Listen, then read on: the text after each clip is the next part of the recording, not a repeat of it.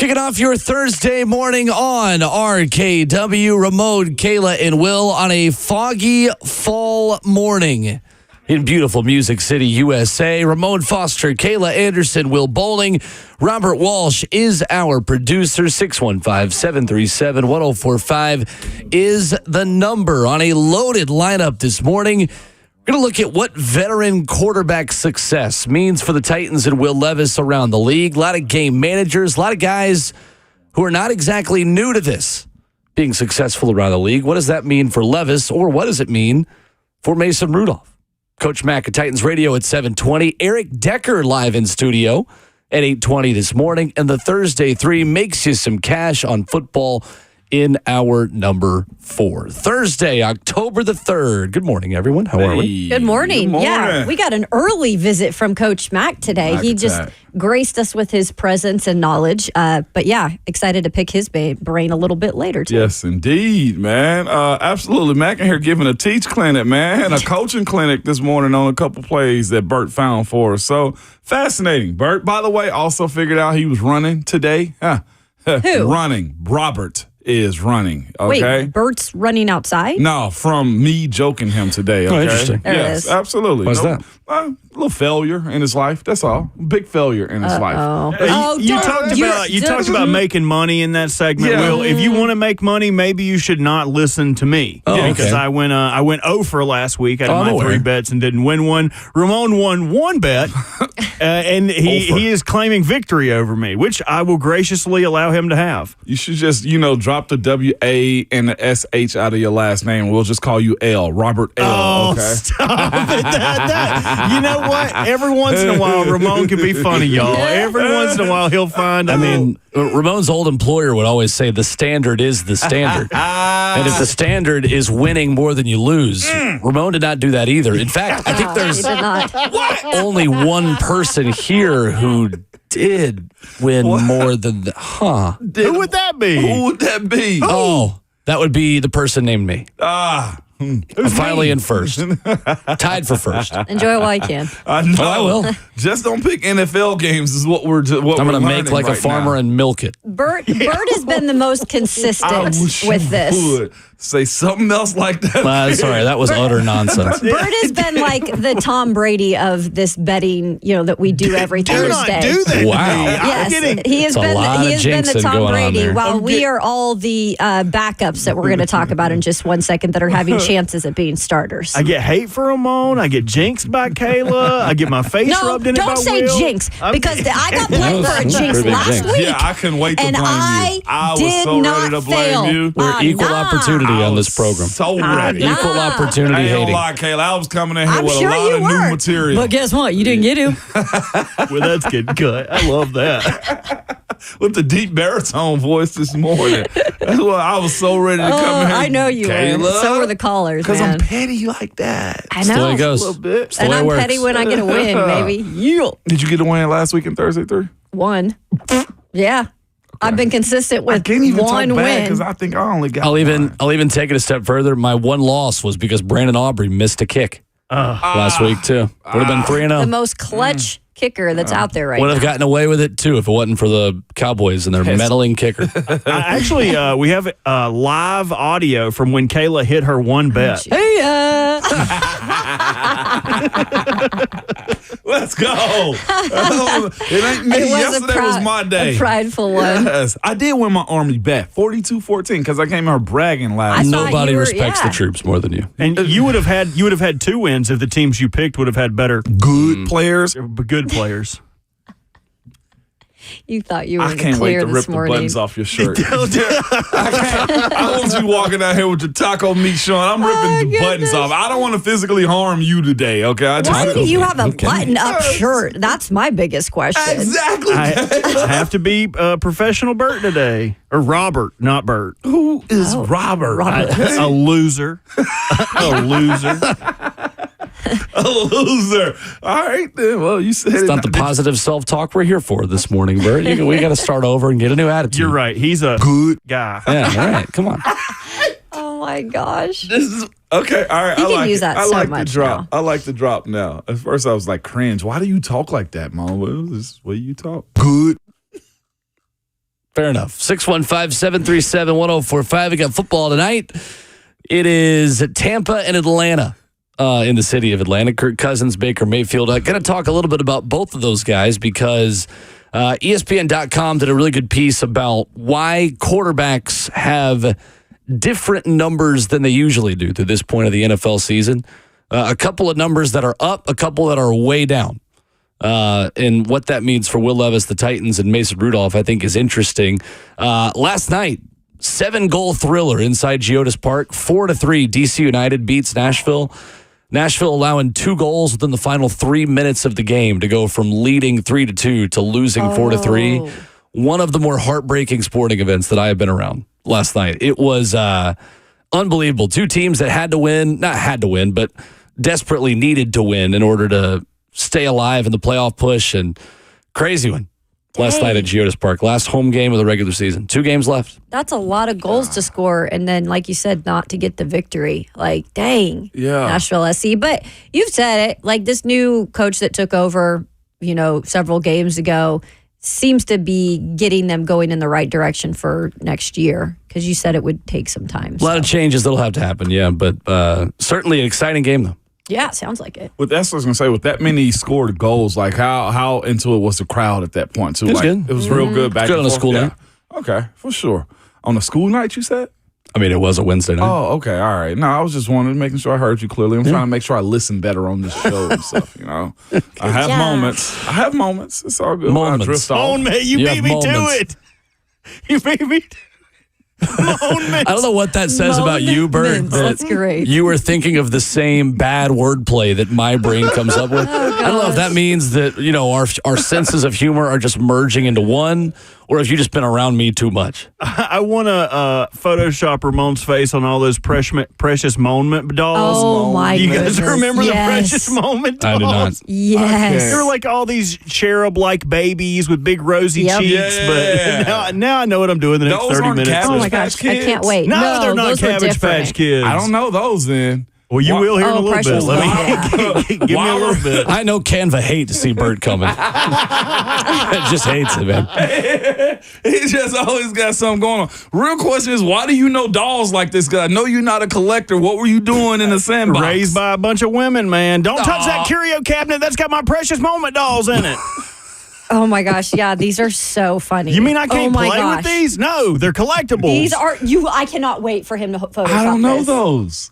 Oh, I don't know those, man. Never You didn't heard of have a Mayo granny like I did then. No. See, my auntie used to save the Cabbage Patch dolls and stuff. Like my auntie had them all in her cabinets and stuff. And I'm trying to think, we couldn't touch these dolls. Did you save them for millions of dollars now? No. Do you owe us some living room sit down time, because nobody could sit in the living room, because my auntie had her living room full of Cabbage all Patch, these yeah. dolls and stuff. And worse than that was when your granny had that plastic covering on the Yes. couch, and you try Oh to take a my nap on it, gosh. and it's like peeling your skin off that couch. My grandma would be like, "Get off my couch!" Yeah, because this is- she tried to keep it. What is that? Pristine. They want to That keep was just it. be the showroom. There's a different room for the sitting, okay? That's exactly right. that's It was not the sitting showroom. room. Can't wait for the drop of Kayla saying, "Get off my couch!"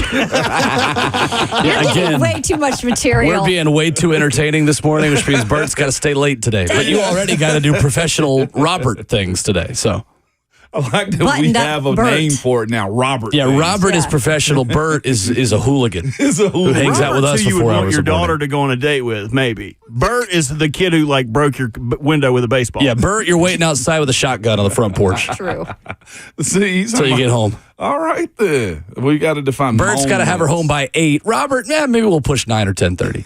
He's a good kid. He'll Yeah, take that's care right. of her. Never has been said before about Robert. All the Bobs I know, no, absolutely not, man. Y'all made me put him on Bill Dance this morning, man. What, are you I feel like I embarrassed? gotta What does change- that have to- The more You gotta hide your responsible eyes? me when I put a hat on. Just so you put a Bill Dance hat on when you're having fun? Like, what is it?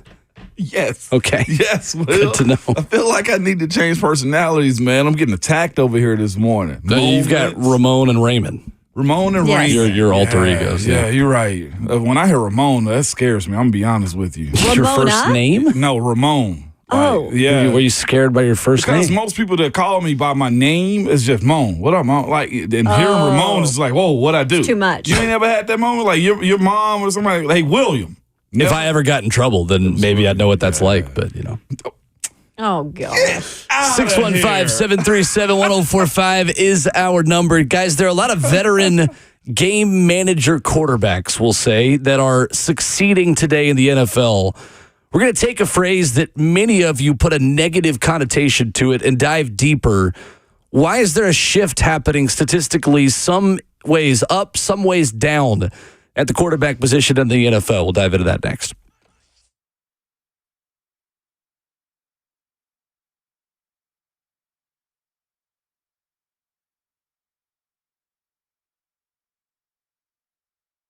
If you want an engagement ring that you would be proud to wear, there's only one place to go. Y'all know that place. It's Genesis Diamonds. Genesis has cornered the market on all the world-class designers. These New York and Los Angeles-based designers are the best of the best. Every store wants them, but few stores make the cut. Genesis made the cut and has all the luxury brands, all the ones women are asking for. So don't settle. Get her a ring of her dreams at Genesis. And don't think you will also pay more. Genesis has complete ready-to-wear designer rings as low as $1,900. So, of course, no jeweler can beat their price at Genesis Diamonds. Whether you want a natural or lab-grown diamond, Genesis has the guaranteed best price and highest quality. And only Genesis gives you a 120% diamond upgrade guarantee plus free service for life. All of this with no commission salespeople. No pressure ever to buy at Genesis. Nobody delivers for you like them. So when it comes to quality, value, selection, warranties, or just customer care, get the deal you deserve on your diamond at Genesis Diamonds. And now with an expanded selection of luxury pre-owned Rolex watches, all the hard-to-find models. So check them out. Genesis Diamonds. They're located in Green Hills and Cool Springs.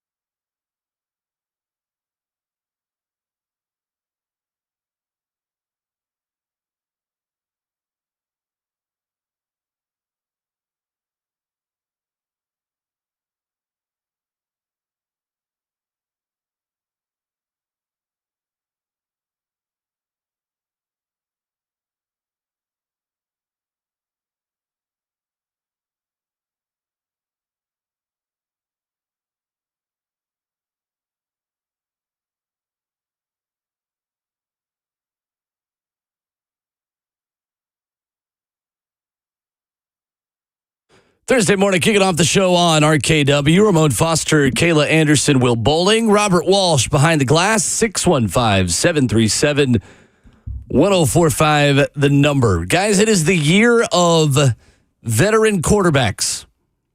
But when I say veteran quarterbacks, I'm still looking at an NFL that is younger at the quarterback position than it has been in quite some time. Significant drop-off in experience among NFL starting quarterbacks this year. In 2023, the average number of career starts by opening day starters was 63.1, according to ESPN. This season, 66, the amount of opening day starts. 2 years ago, quarterbacks were averaging 82 starts among all of the starters around the NFL. In an era now where quarterbacks are getting younger, but you've got guys like Sam Darnold, Geno Smith, and Baker Mayfield, who did not succeed right away and are now being reborn a bit around the league into good QBs. What does that mean for the Titans situation right now with Will Levis and Mason Rudolph? I'm of the mindset that there has to be more time given for these guys anyway. And when you also look at the way these younger quarterbacks, and I know we got a hot young quarterback right now in Jaden Daniels. Last year was C.J. Stroud. But that doesn't happen every single year. We're watching the number one overall pick right now in Carolina somewhat fold in the sense that he was benched. I mean, so much so that he was benched. So what's happening is the college ranks, I don't feel like, for the most part, are helping these young quarterbacks develop more. And as far as them being able to come into the NFL and start immediately, that right there has been a problem for a while. We've just gotten by with it because most of these teams have had veteran players, or there's just been excuses made for them as to why or when they'll start to see their growth. Baker Mayfield, Sam Darnold, and others right now, Geno Smith, are guys that had to grow. The thing about the NFL, you have to stick around long enough to actually be able to develop. And when you look at the way the college game has gone as far as throwing to the sideline, getting the ball out of their hand quick, not going under center, like the NFL defenses have adjusted to what these young guys are doing into the league right now. So having a guy like Geno, let's use him for instance, be able to just simply grow and find the right system for him too, and given that opportunity, you will see that some of these guys are better than we actually gave him credit for. Like Baker's number one overall talent that we saw back when he was drafted is just now showing up. I know Tom Brady somewhat crapped on him in the sense of like, he's having fun as winning rings. Kind of a separate conversation, but 100%. But Tom was in a way different situation. What nobody wants to speak about as far as like system quarterbacks is, we can reel them off. Trent Dilfer, Ben Roethlisberger, Tom Brady, and a multitude of other quarterbacks were system quarterbacks that were carried by defenses before they had the opportunity to grow up. It's the league was more veteran than it was. Look at the team that Dilfer was on when he won it. Look at the Patriots. They were a veteran as heck. And Pittsburgh also, for being the winner in his second year, that defense was monstrous. Coach Mack will be joining us today. The teams that support good quarterbacks have veteran teams. Brock Purdy's another one. Why was Brock that good? Well, they have a monstrous defense in San Francisco on top of some veteran guys. And, of course, the system working for them, too. A lot of things that happen in your career is based upon what coaches have patience, willing to work for you, and honestly, do you fit their system? I was in a position where I could have gone to the teams I was serious about was Jets, Browns, Pittsburgh, and maybe one or two other teams. And it was between, at the end, those three. Pittsburgh's system fit me better because I had an opportunity to pick where I was going to go, as opposed to going to a place if I was drafted by the Texans. I'm not a zone I'm not a zone running offensive lineman, like full zone. That's what they did. I wouldn't have been great for the Tennessee Titans, the way they ran with CJ, right? Those types of things matter. And I think sometimes, like Malik Willis, quarterbacks can get drafted into wrong situations. I think it's just a tough thing for quarterbacks in general. Nowadays, more than ever, because you have the transfer portal where you have quarterbacks that are switching in and out of systems all the time. And it's almost rare to see a quarterback stay in one spot. Like we've seen kind of an Arch Manning waiting for his turn and Nico Iamaleava waiting for his chance at Tennessee. A lot of times you're seeing these quarterbacks, they're kind of bouncing around. Some of them have to do it to continue to develop and get eyes on them. But there's also a lot of that, learning the new system. There's a lot of change everywhere. And I think that could eventually affect even more so when you're drafted. And like you said, everybody wants to take a chance on the hot name quarterback or who, can throw the best ball at the combine. I mean, we saw that with Anthony Richardson. Zach he oohed Wilson. and awed. Yeah, Zach Wilson. And so I do kind of question sometimes when these teams that are picking very high, their breakdown of these quarterbacks and truly how much they do fit in their system or how much they just like the guy because he is the dude that excites them. And sometimes it's hard to get away from that. So when you look at guys like Geno Smith, when you look at guys like Sam Darnold and Baker Mayfield, where did they go? The New York Jets, both Geno and Sam, and Baker to the Cleveland Browns. What if they had issues with there? Developing quarterbacks, everything, having quarterbacks that stick around. So you've got these organizations too that are just poor at a lot of things, and it's hard to get drafted those places because a lot of the times those quarterbacks won't succeed. Like Will said, there's not a lot of support on either sides of the ball sometimes. But specifically with just trying to be patient, develop the quarterback, or have somebody in front of the quarterback to ease them in. We saw that with Drew Bledsoe as Tom Brady was under Drew Bledsoe. We've seen it in the situation with Patrick Mahomes and Alex Smith. So that's a luxury. I get it. But I think that's why we see only certain guys really, really hit more often than guys that don't hit. And maybe then you give them a little more time. But that's the thing. If you want to give him more time or you want to wait to get a quarterback 4 years down the road after he's been with two teams, that's not what teams are going to do to win now. I just don't think teams can afford to wait anymore. Right. I just don't. As far as the way the game has been expanded, the amount of money and dollars that are coming in, the excitement factor of watching these coaches hit as soon as you need them to. Like, these coaches are getting paid and the players are too. And what's crazy, everybody's money's going up as it pertains to the distribution of it. It's just that now it's more highlighted. So, again, you don't have the abilities these days to call somebody a system quarterback. And I'm trying to figure out, when did that happen? When was that term, given a black eye as far as a system quarterback? Because most players have to be able to play in a system anyway. That's called running the offense for me. This season, quarterbacks are completing 66.1% of their attempts. That is putting this season on track to have one of the highest completion numbers in league history. However, passing touchdowns are way down. 156 passing touchdowns through 4 weeks is the lowest since 2008. Teams are playing more two high safeties than they have in a long time. Quarterbacks have faced coverages featuring two deep safeties on 45.9% of dropbacks this season, according to ESPN Analytics. That is the highest rate since that number was first tracked in 2016. In 2018, there were two safeties on 35% of dropbacks. So what does that mean for the Titans quarterback situation when you look at Geno Smith in year 11? He was 3-10 in year 2 with 13 touchdowns and 13 picks. You look at Sam Darnold, who in his first season went 4-9 with the Jets, had 17 touchdowns to 15 picks. Yes, game managers are being successful, and there's a lot of guys not too dissimilar from Mason Rudolph who are having success right now, but there are also guys proving that if you're patient enough, there could be positivity down the road for Will Levis. What does this mean for the Titans? What does it mean for the Titans?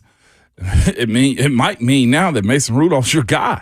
Or do you actually put him on the back burner to watch Will Levis grow more? I think we all can agree. Looking at the last two quarterbacks that were drafted here, Malik and Will Levis, thrown into the fire sooner than we thought they should have been in the moments. Like, Ryan Tannehill was supposed to do the entire 2023 season. That's correct. Right? Mm-hmm. And then, of course, he plays bad, and then you will have the ability to put in Will Levis in those moments. He's still learning on the job. So as it pertains to the two quarterbacks that are currently here, my positioning is this. I'm not out on Levis. It is his team.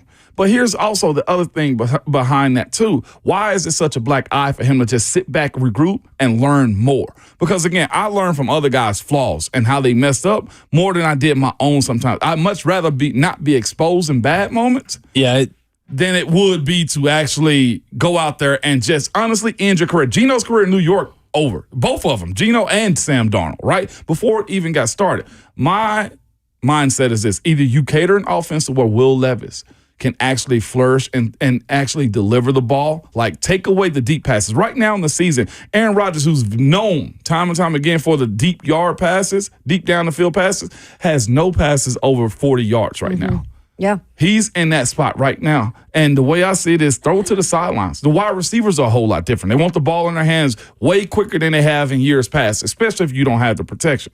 I'm not opposed to Mason being in. But if you're going to keep Will Levis in the game, he's got to, one, be smarter with the ball, understand the entirety of the offense, and know this, I don't have to be a hero. That's essentially what's going on right now. Guys are taking what's in front of them and letting the run game supplement everything else. Yeah, and that's what's difficult with the situation here, right? Because in a perfect world, he would have been able to sit behind Ryan Tannehill all last season and kind of see things from a backup's eye. And while the system is different this year with Brian Callahan, clearly, and that does take relearning a playbook and having patience with this new offense, I think there's also a bonus in it in who is here running the offense in a quarterback-friendly type of head coach who I believe, with Bo Hardigree also as the quarterback's coach, they've done a lot of good things to help develop even a guy like Malik Willis, who's now in Green Bay. So it's interesting because you do have a veteran who I think can go in there and do enough to win some games this season. But if you want to put your quarterback on the fast track to being a good starter in the league, I believe all organizations look at it different. And maybe they just look at this as Will Levis, we've got to have that real game experience for him to be able to do that. And sometimes that's going to mean making those mistakes in real time. I think the only issue I have, guys, with those mistakes is they seem to be the same mistakes. I know Brian Callahan said during training camp, we're fine with mistakes being made, but they've got to be different mistakes. So the only thing that I kind of worry about with Will is they've been somewhat of the same mistakes. Thing. That needs to change moving forward if I really believe that he's taking steps of growth. I just think it means Will Levis needs more time. 7 of the 32 opening day quarterbacks this season were selected in the last 2 drafts. There's a generational shift happening at the quarterback position as the Mannings and Brady's and Breezes and Rivers get further away from being starters, and you get more of the Bryce Youngs and the Will Levises and the Anthony Richardsons and the, brand new in this league. It just feels like there is a shift happening defensively that offensive coordinators and coaches are going to take a little bit of time to adjust to. It will now have a counter punch for. And I don't know what that looks like over the next couple of years, but I think there's a 1% of grace that's got to be given to Will Levis because he's not the only quarterback that is dealing with significantly different defenses. But you talk about 2 high safeties being played 12% more of the time, 11% more of the time now than it was 6 years ago. That's not an insignificant number. No, it's not. The question I think all of us wonders, does Will Levis have those boneheaded plays out of his system? Because for him, and I don't know we've seen him make the passes down the field. We've seen him go to the sideline. He's got the arm and the talent to get to any side of the field. His biggest issue as far as giving time is, can he compute well enough to actually not make mistakes? Because that's the other thing too. If you said completion rates are high, and as it stands right now after 4 weeks, Will Levis is up 10 points as far as his percentages goes. Last year he was 58%. Right now he's 68. So he's completing the passes. It's just he's turning over it more. Yes, it's also he's turning it over more too. Those are the things that you don't have patience for. Yeah. I'm with you. I want to give him time. He still has time as far as Coach Callahan is concerned. But Michael on Facebook says, so we're just going to waste a year for nothing? No. Well, absolutely not. You're not wasting a year by figuring out if Will Levis is the franchise quarterback. Brian Callahan's got to protect his own job because coaches don't get forever either. That's why I say you get this season. Will Levis gets this season. And if you're not showing that improvement by the end of this year, then all right, then you're probably in a position to pick high enough to go get your guy, wherever that is. Or you can go get someone like Sam Darnold. Go get your own Baker Mayfield. The retread that might work out and have a renaissance here. And I think it's important, too, that I think they know. I know it's early on, 4 games in, and they had one, game that was, below par. But I do think they feel good, too, that they have a defense that can play the way they play and support maybe having Will Levis have a little more time to figure it out. And I'm not saying the defense needs to go out there and, be able to hold it together the entire season. But that is somewhat a little bit of a luxury for the Titans this season to start off with what seems to be a pretty solid defense. And they've got to continue to grow. And there's things that Denard wants them to do better. But I do feel like that is helpful with knowing Will is going to need a little time to grow throughout the season. My biggest issue with that, though, is why does everybody else in the franchise have to wait on him to develop? Because the payoff is so worth it if he does. The payoff is so worth Mike Key said it yesterday. If you hit on this guy, then you're set for 10 years. I know. But that's why the QB position is so different than every other position, really, in sports. It is, but it also means we must lower his floor then as far as like what the expectation of being paid is too. Like that's my thing. Like if he's just okay at the end of year 3, that doesn't justify giving him $60 million minimum. True. And that's my biggest issue. Why do we have to wait and lose as far as your development goes whenever my career is in the raft? I mean, as far as it's in the waiting period too. That's the way it goes. Then the other side of that is if we're waiting on him to develop, I think we all can agree on this. Winning is contagious, and so is losing. And if you get used to losing and watching him be bad, one is going to create friction on one side or the other. Like the team component of waiting on him to develop sucks. Devil's advocate, you think the Texans are glad they lost as much as they did to get C.J. Stroud? They also didn't have the franchise guy in that building at the time. I know, but then they got it because they lost as much as they did. And they also overhauled everything else. Like there's more context there to be given. I agree, but like don't you think they're glad they did it now? But they also had to change head coaches 2 years in a row. Believe me, I know the history. As far as like Laramie Tunsil goes, he's the only one that was there that can say, yes, I endured through it. I'm with you. Guess what? That's what the money's for on his end. Nobody else on this team offensively is getting it to wait on the quarterback to be good. That's my biggest issue. It also got toxic there. And I'm not saying the Titans have that type of organization, and maybe Adam Strunk does a very good job of, that's why they have this staff that's on the same page. But it did get toxic there, and there were players leaving left and right. But look at him now. When it came to that. Yeah. CJ hit immediately. Levis had hit immediately. That doesn't happen all the time. You play quarterback roulette enough, and eventually you are going to get the guy. So that's why I'm not interested in going 7-10 with Mason Rudolph. So at this point, we can already just start to say, Callahan may be a sacrificial lamb. I'm not saying that whatsoever. No. Because we saw 2 coaches at the same point get fired in Houston. Different owner. Different owner? You think Amy Adams Strunk is going to fire Brian Callahan after one season? Same losing. But not all losing is created equally when you have owners that view them in different contexts. So I don't think that's tanking then. This is where we're at. That's not what I said either. What are you saying then? I'm saying Will Levis gets the season of 2024 to decide whether or not he's the guy. And if he's not the guy this year, the rest of the team is waiting on Will to just be good. Titans are the only team waiting on a quarterback to figure out what the guy is. I think the one thing though about this team that you can say what may be okay the long term if they do use this whole season to see who Will Levis is, Moan, is that they do have the young guys that are like very new that are kind of like Will Levis.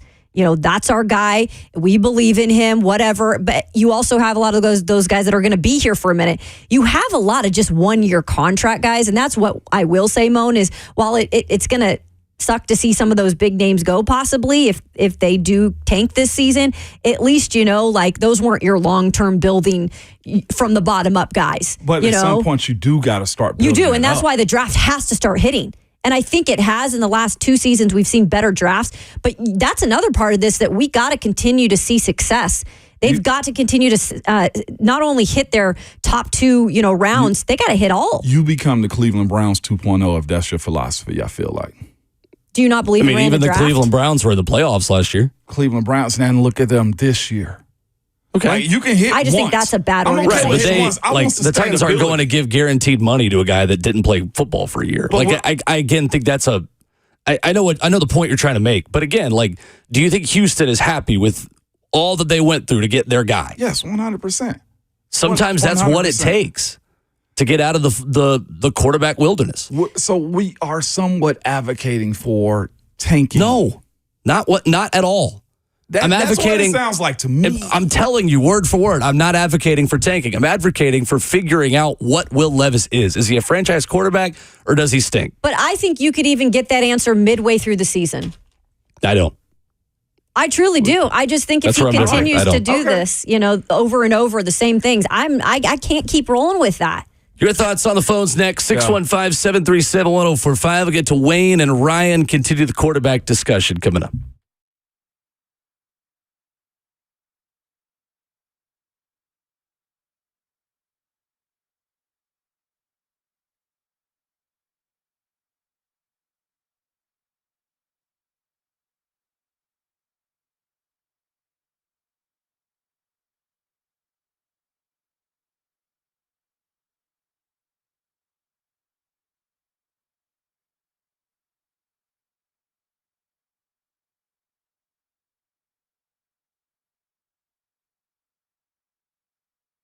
Sometimes good people go through hard times and they need a little help getting back on their feet, or in this case, getting a roof back over their heads. That's why North Point Roofing Systems is here to give you a little peace of mind, Ramon. Yes, they are, man. North Point Roofing Systems understand life's challenges and wants to give one lucky listener a brand new roof just by visiting 1045thezone.com to register. Tell us why you or someone else you know is most deserving. Again, hard times happen. Bad weather come through here often. Heck, I had a leak on my roof this past weekend. You never know what somebody's going through, man. So go to 1045thezone.com to register for a roof for yourself or somebody else you know that's most deserving.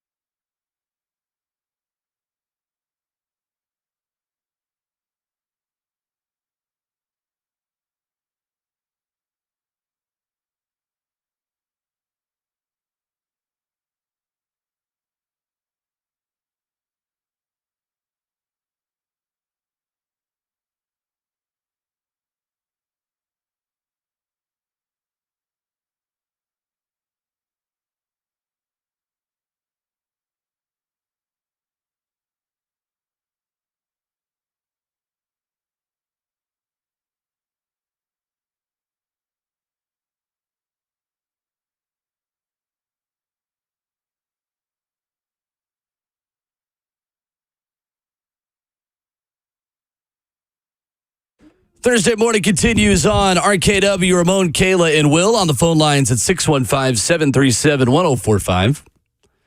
Continue with the QB discussion this morning, starting with Wayne in Clarksville, who is first up. Good morning, Wayne.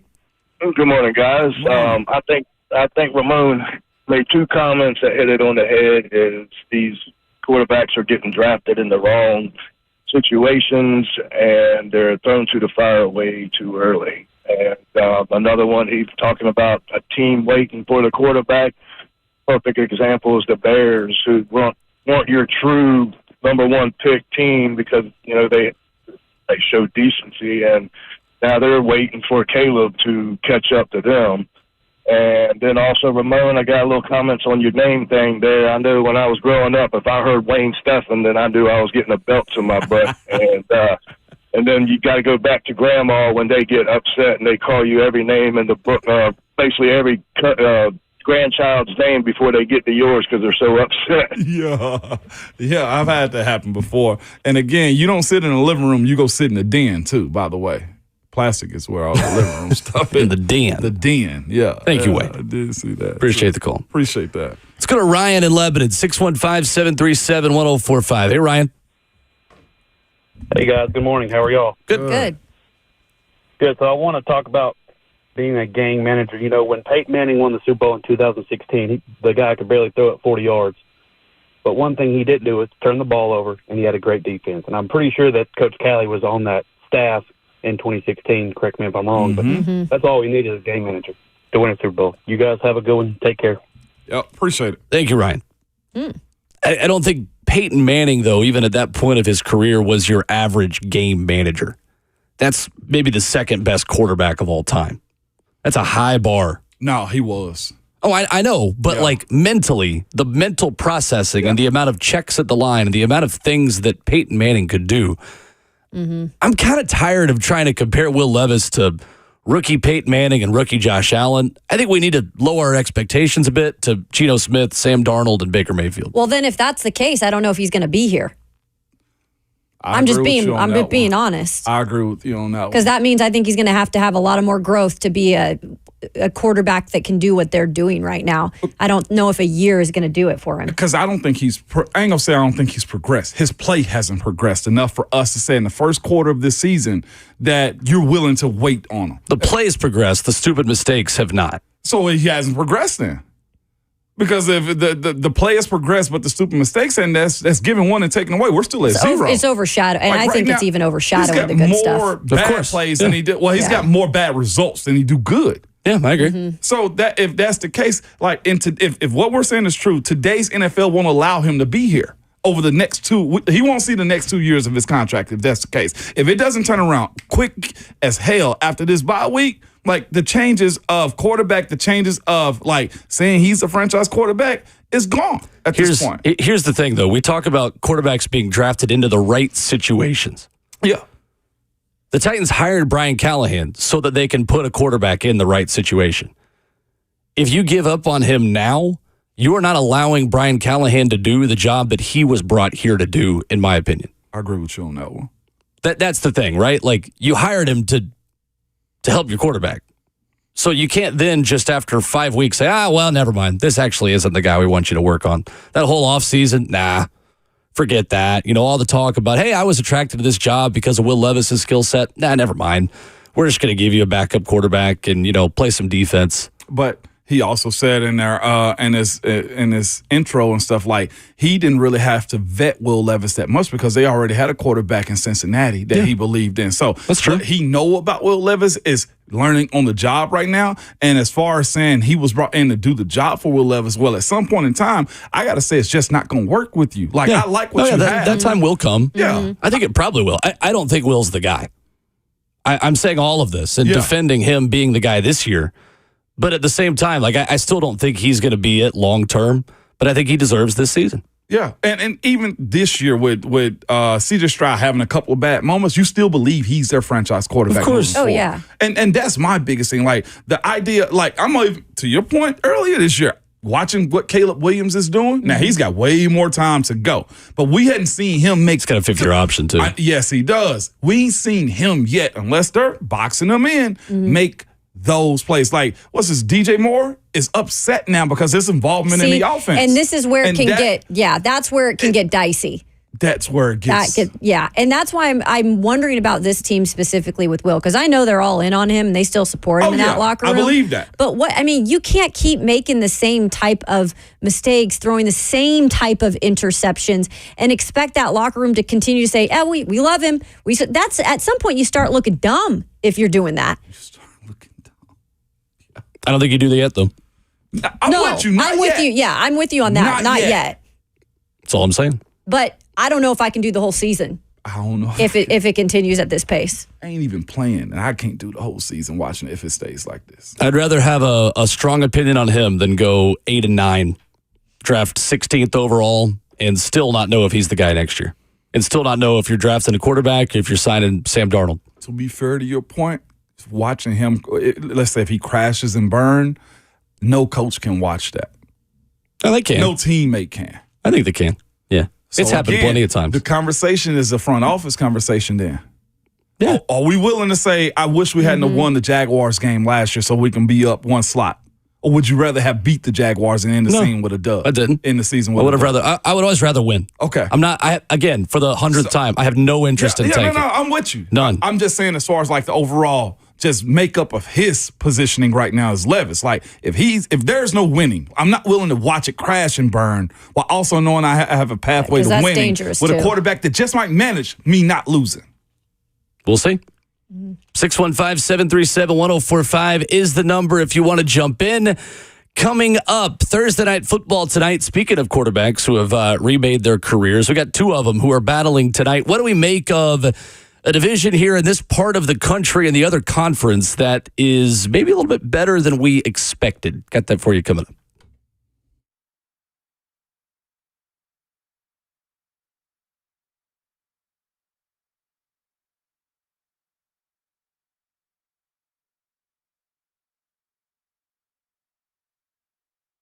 It's Ramon Foster for Hiller Cooling, Heating, Electrical, and Plumbing, all right? Just to let you know this, man.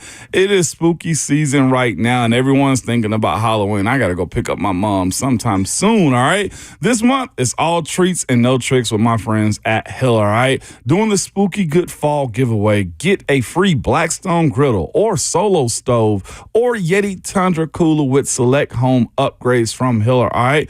Or just simply enjoy the $99 specials like an HVAC tune-up. For more details about everything that Hiller's offering during the spooky season, visit happyhiller.com.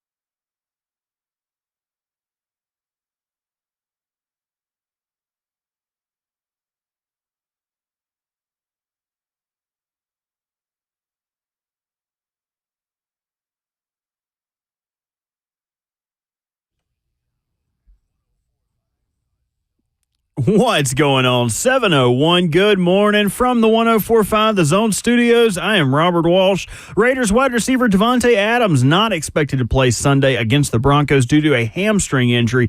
Head coach Antonio Pierce not having any of the trade speculation at his presser, saying, quote, Devontae is rehabbing and the rest of us are focusing on Denver. Denver, by the way, is focusing on its new throwback uniforms. It's going to debut on Sunday, which is a tribute to the 1977 season in which the Broncos advanced to the Super Bowl for the first time in franchise history. But Thursday Night Football tonight, NFC matchup with the Buccaneers heading down to Atlanta to take on the Falcons. Bucs without a few players, namely All-Pro safety Antoine Winfield. For Atlanta, after being limited most of the week with a hamstring injury, Bijan Robinson looks like he will be good to go. For all your foundation repair and your waterproofing needs, you got to go to USSTN.com. Breaking news at once on your home for the Titans and the Vols. This is 104.5 The Zone.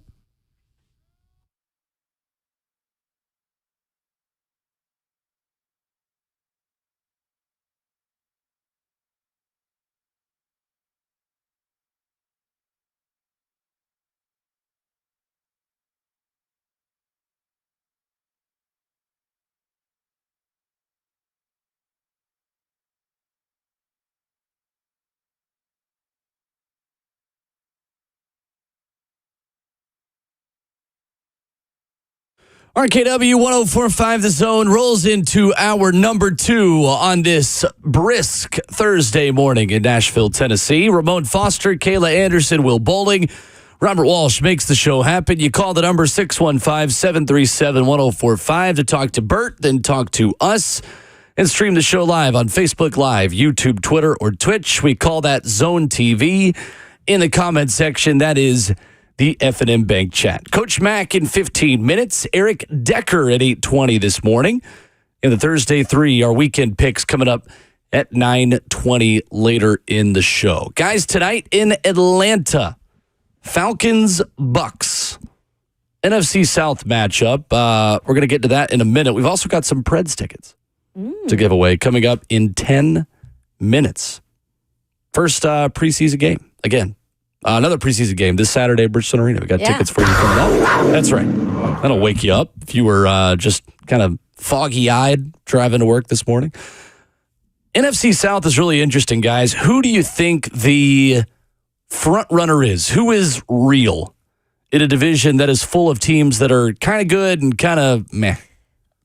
Who's real? I'd probably go Tampa in this division right now. Really? Yeah. Defense solid. Quarterback play has been really good this year, and they still got playmakers on the offensive side of things. Baker seems to be dealing. I think what they got going on is a real live thing. That loss to Denver, not okay. Bo Nix was in his bag that game, but the quality of wins that they've had this year, whether Detroit is waiting to get started or Philly is just bad and you beat them when they're down a few guys offensively, but right now Tampa's convincingly beating folks, and I think they're real as it gets right now.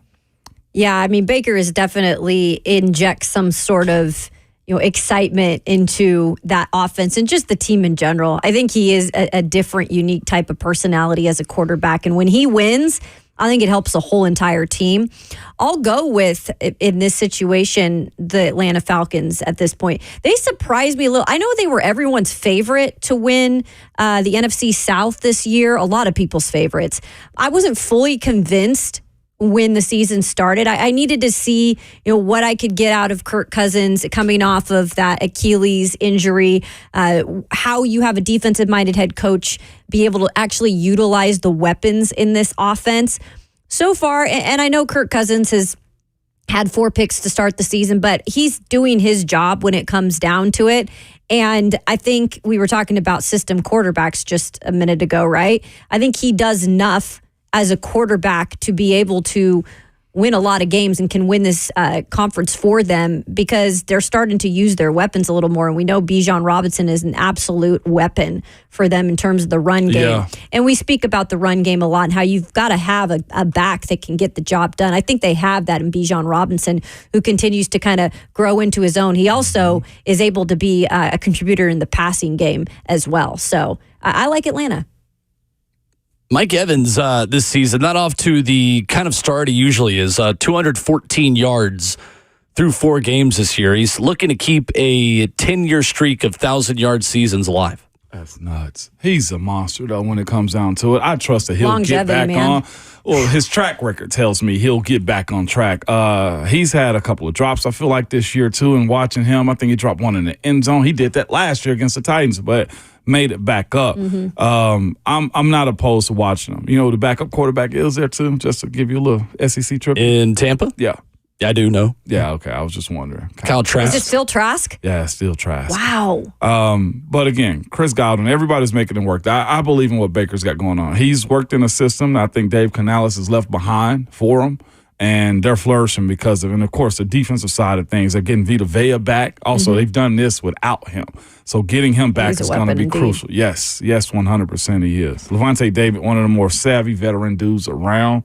Absolutely am believing as it stands right now what Tampa is selling. They're back too. Bucky Irving has kind of come in and helped a little bit too. I know, you don't talk about him a lot, but he's done his job, which if Baker's cooking, it is nice though to have a guy at least that can kind of get you those yards when you need them. I don't even think Baker got to cook as much anymore. The way he was, he is. and that's the point. He is now. The way he had to force stuff in Cleveland. I'm not sure what Cleveland has going on, whether it's toxic. Quarterback issue that they have there, or just team there. Yeah, it is fully toxic. But seeing Deshaun turn into what he is, going there and watching what Baker has been after leaving there, I think shows a lot about where you are, who's coaching you, and the environment you're in. Yeah, we say all that about Cleveland. They went 11-6 last year. They did go 11-6. 1-3 to start this year. They're getting back Nick Chubb too. Although he'll be worked slowly back in, he is coming off IR. Yeah, Cleveland 11-6. What did that result in? Was it the first round playoff loss in Houston to C.J. Stroud? Not enough for with Joe Flacco at quarterback. Yeah, it's one of those situations where when will eventually, like, what do they have? Is it more internal that they're dealing with, or is it just bad quarterback play they've had for years? And or again, is it just luck? They don't have it. I mean, honestly. What Baker's doing right now in the NFC South, I'll say this, it's not the AFC North, right? So there's a little bit more of a challenge that Deshaun and Baker went through in these moments. So I do think divisions do matter as far as the competition that you do see. Baker's completely flourishing right now in an NFC South division that has, Carr is going to do his thing. We'll see what it looks like this year in totality. And having a veteran guy in Kirk Cousins. Carolina's, they'll figure it out at some point. But that division, I think, is easier to win in right now than it is in the AFC North where Baker and Deshaun were at. It didn't help when Baker had a shoulder injury, too, at the end in Cleveland. That's true, too. Because he was not totally healthy when he got done there. They got tired of it and moved on. That's why I think I swear, like the luck thing up in Cleveland, like they have none of it. Maybe it's because they moved their franchise and came back. It's luck. Think you're about bad it for though. that long. It's not luck. Deshaun Watson coming in. I think there's a lot of teams that wanted him as a quarterback. Not because of the off the field stuff, but because of what he had done on the field with Houston. For him to just completely plummet there, in every aspect, the injury aspects, that when he is healthy, he's not being able to do remotely what he did at the time than when he was in Houston. And maybe that's his own doing. And, but it's kind of crazy that every freaking quarterback that goes there, even the really good ones, they don't succeed. Joe Flacco succeeded last year. Yeah, but he was a backup that came in. Sure. But that was such a short sample. It was such a short sample. Deshaun Watson was 5-1 last year as a starter before he got hurt. Before he got hurt, what did he do after that? Did he finish the season last year? No. He got hurt against the Titans. Oh, that sucks for him. Either way. Oof, that is a mess of a franchise. I'm sorry. I would not want to be Cleveland Browns. I don't think they're the biggest mess, though. I think the biggest mess is Carolina and the NFC South. Oh, well, true. They don't win. Do you believe in what Tampa got going on? Yeah, I don't really have a confident opinion on anyone in the NFC South yet, other than Carolina, to be honest with you. Who is better with Andy Dalton right now, but I'm really interested in Clint Kubiak and New Orleans because Derek Carr's resurgence into being a really good quarterback is maybe the surprise of the whole NFL season. But it's like, how long does that last? That's always my question with Derek Carr at this point in his career. Like, how long will that last that's throughout the question the season? We're asking about all these guys, about Darnold, about Baker Mayfield, about Geno Smith. It is just the first quarter of the season. Exactly. Yeah. As it pertains to what these guys have and have not done. But looking at the opponents that Tampa has beat, yes, without Devontae Smith and without A.J. Brown, they beat a bad right now Philadelphia Eagles team. Fraud. Yeah, that is. You wait and say got that some one. I love worries it. there. I said it last week. I mean, I don't think Nick Sirianni's a good coach. No, we spoke about that. What I'm saying is it's funny to watch them be where they are right now, considering how stacked up of a team that they have. I don't even know what their quarterback's going to be moving forward. But speaking of their quarterback, Jalen Hurts second in the league in turnovers. Yeah, keeps turning over. Yeah. I'm telling you, I said it last week. Like, it's just the guy cannot keep the ball. and he's got. So how do you go that backwards though? For Brian Johnson? That's a His OC that was his guy is not there anymore. It's a big issue. Where's Brian Johnson at now? Isn't Brian Johnson there? It's more Shane Steichen. Shane Steichen. Yes. Being at Indy. Well, either way, you got two franchise guys right now, and Baker seems to be flourishing out of that one. I'm believing what Tampa's selling, and the way the NFC South is set up. Now, down the stretch, New Orleans, seeing what that game's going to look like against Tampa, we'll get our answers then. But I like the Bucs out of the South. Brian Johnson's in Washington now with the Commanders. He's the assistant head coach Interesting. and offensive pass game coordinator. Oh, seems to be working out pretty well there to start the year. He's not in charge. Cliff Kingsbury's in charge. Yeah, he's going to have to sustain it there. I mean, some quarterback coaches too, like just don't work with certain personalities, and some do. And clearly, Jalen Hurts and Brian Johnson maybe didn't have the best working relationship in Philly. Philly always got something going on, man. Oh yeah, And when it's high, it's high. Howie Roseman loves being out front and loves everyone thinking that he's the dude that just fleeces everyone else that is playing chess while everybody else is playing checkers. And that's the thing there, that they expect for it not to just be 1 year or 2 years. They want it to be lasting. And I just feel like they've got real high highs and then they've got real low lows there in Philly. Smashville, the Predators season is almost here, and 104.5 The Zone. We've got your chance to win tickets right now. Preds are back in action this weekend as they host Carolina for their next preseason game. This Saturday in Bridgestone Arena. Caller number 5. We got 2 tickets for you. 615-737-1045. Be caller number 5 right now. Win 2 tickets to see the Preds host Carolina for the next preseason game of the season. This Saturday at Bridgestone Arena. An exciting offseason for the Preds. Steven Stamkos, Brady Shea, Jonathan Marchessault. You can also catch all the players at Preds Fest Sunday, October 6th, this upcoming weekend in Walk of Fame Park. Don't miss out on this exciting season in Smashville. Grab tickets at NashvillePredators.com. 615-737-1045. Best of luck. Coming up, Coach Dave McGinnis, Titans Radio's head coach, joins us next.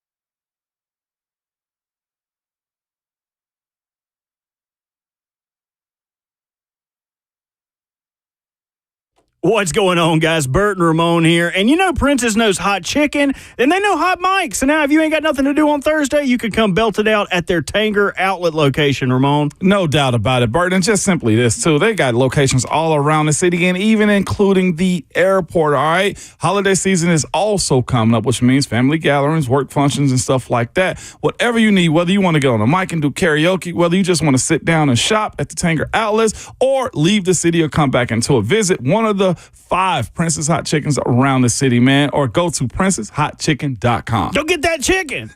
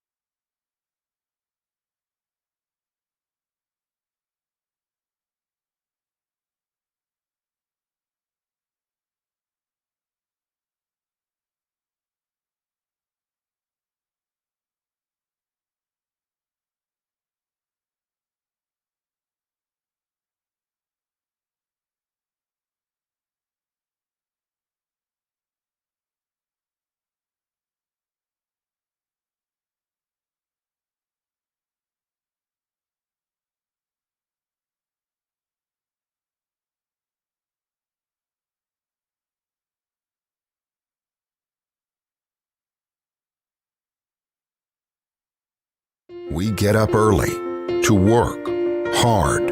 We're American-made and Tennessee strong. We've been selling Ford trucks for over 40 years. We're Two Rivers Ford. Ford Truck Central.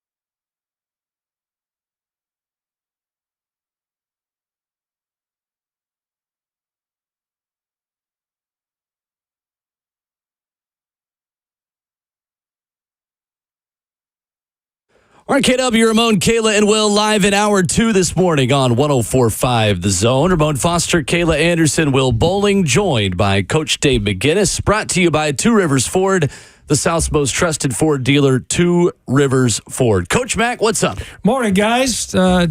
It's good. Got a little open date, but still got a lot of football going on. So Here we are.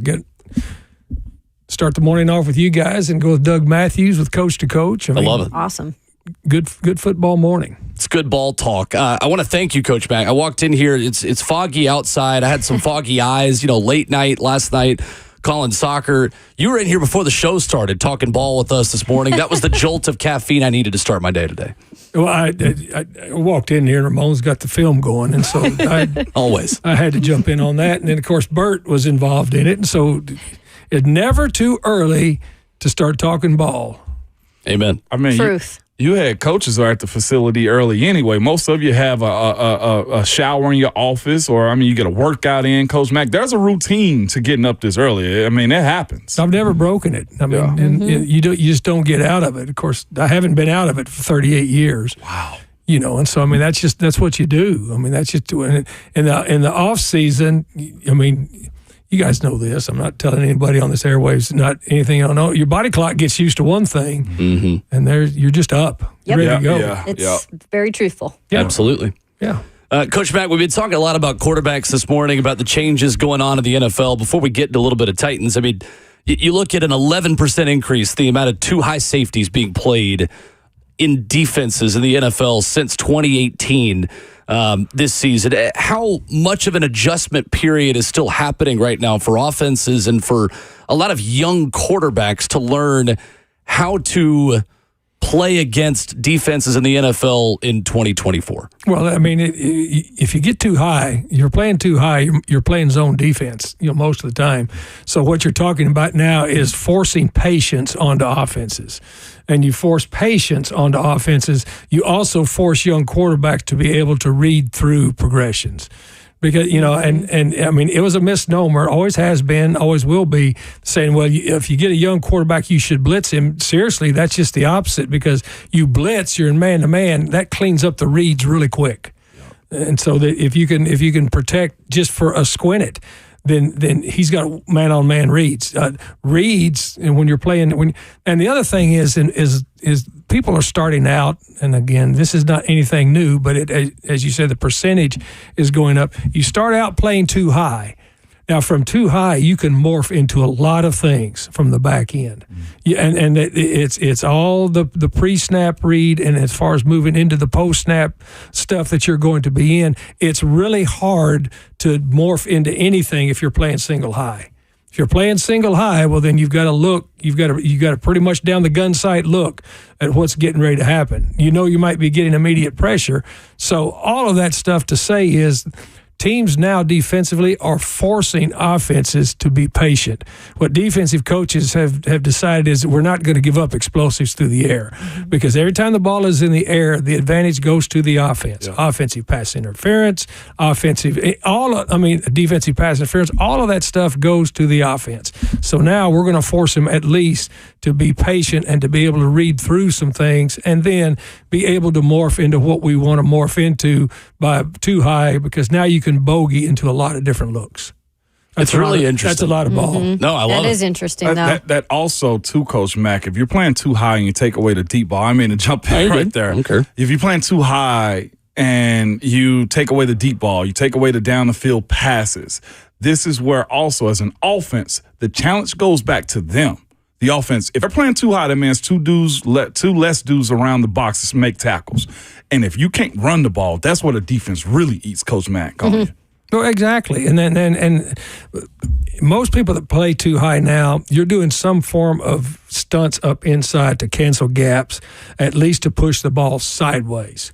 To push the ball sideways. If you're going to play too high, most of the time, most defensive coaches have built into their system, depending on down and distance, depending on field position, and also depending on whether the back is in a dot or whether the back is offset.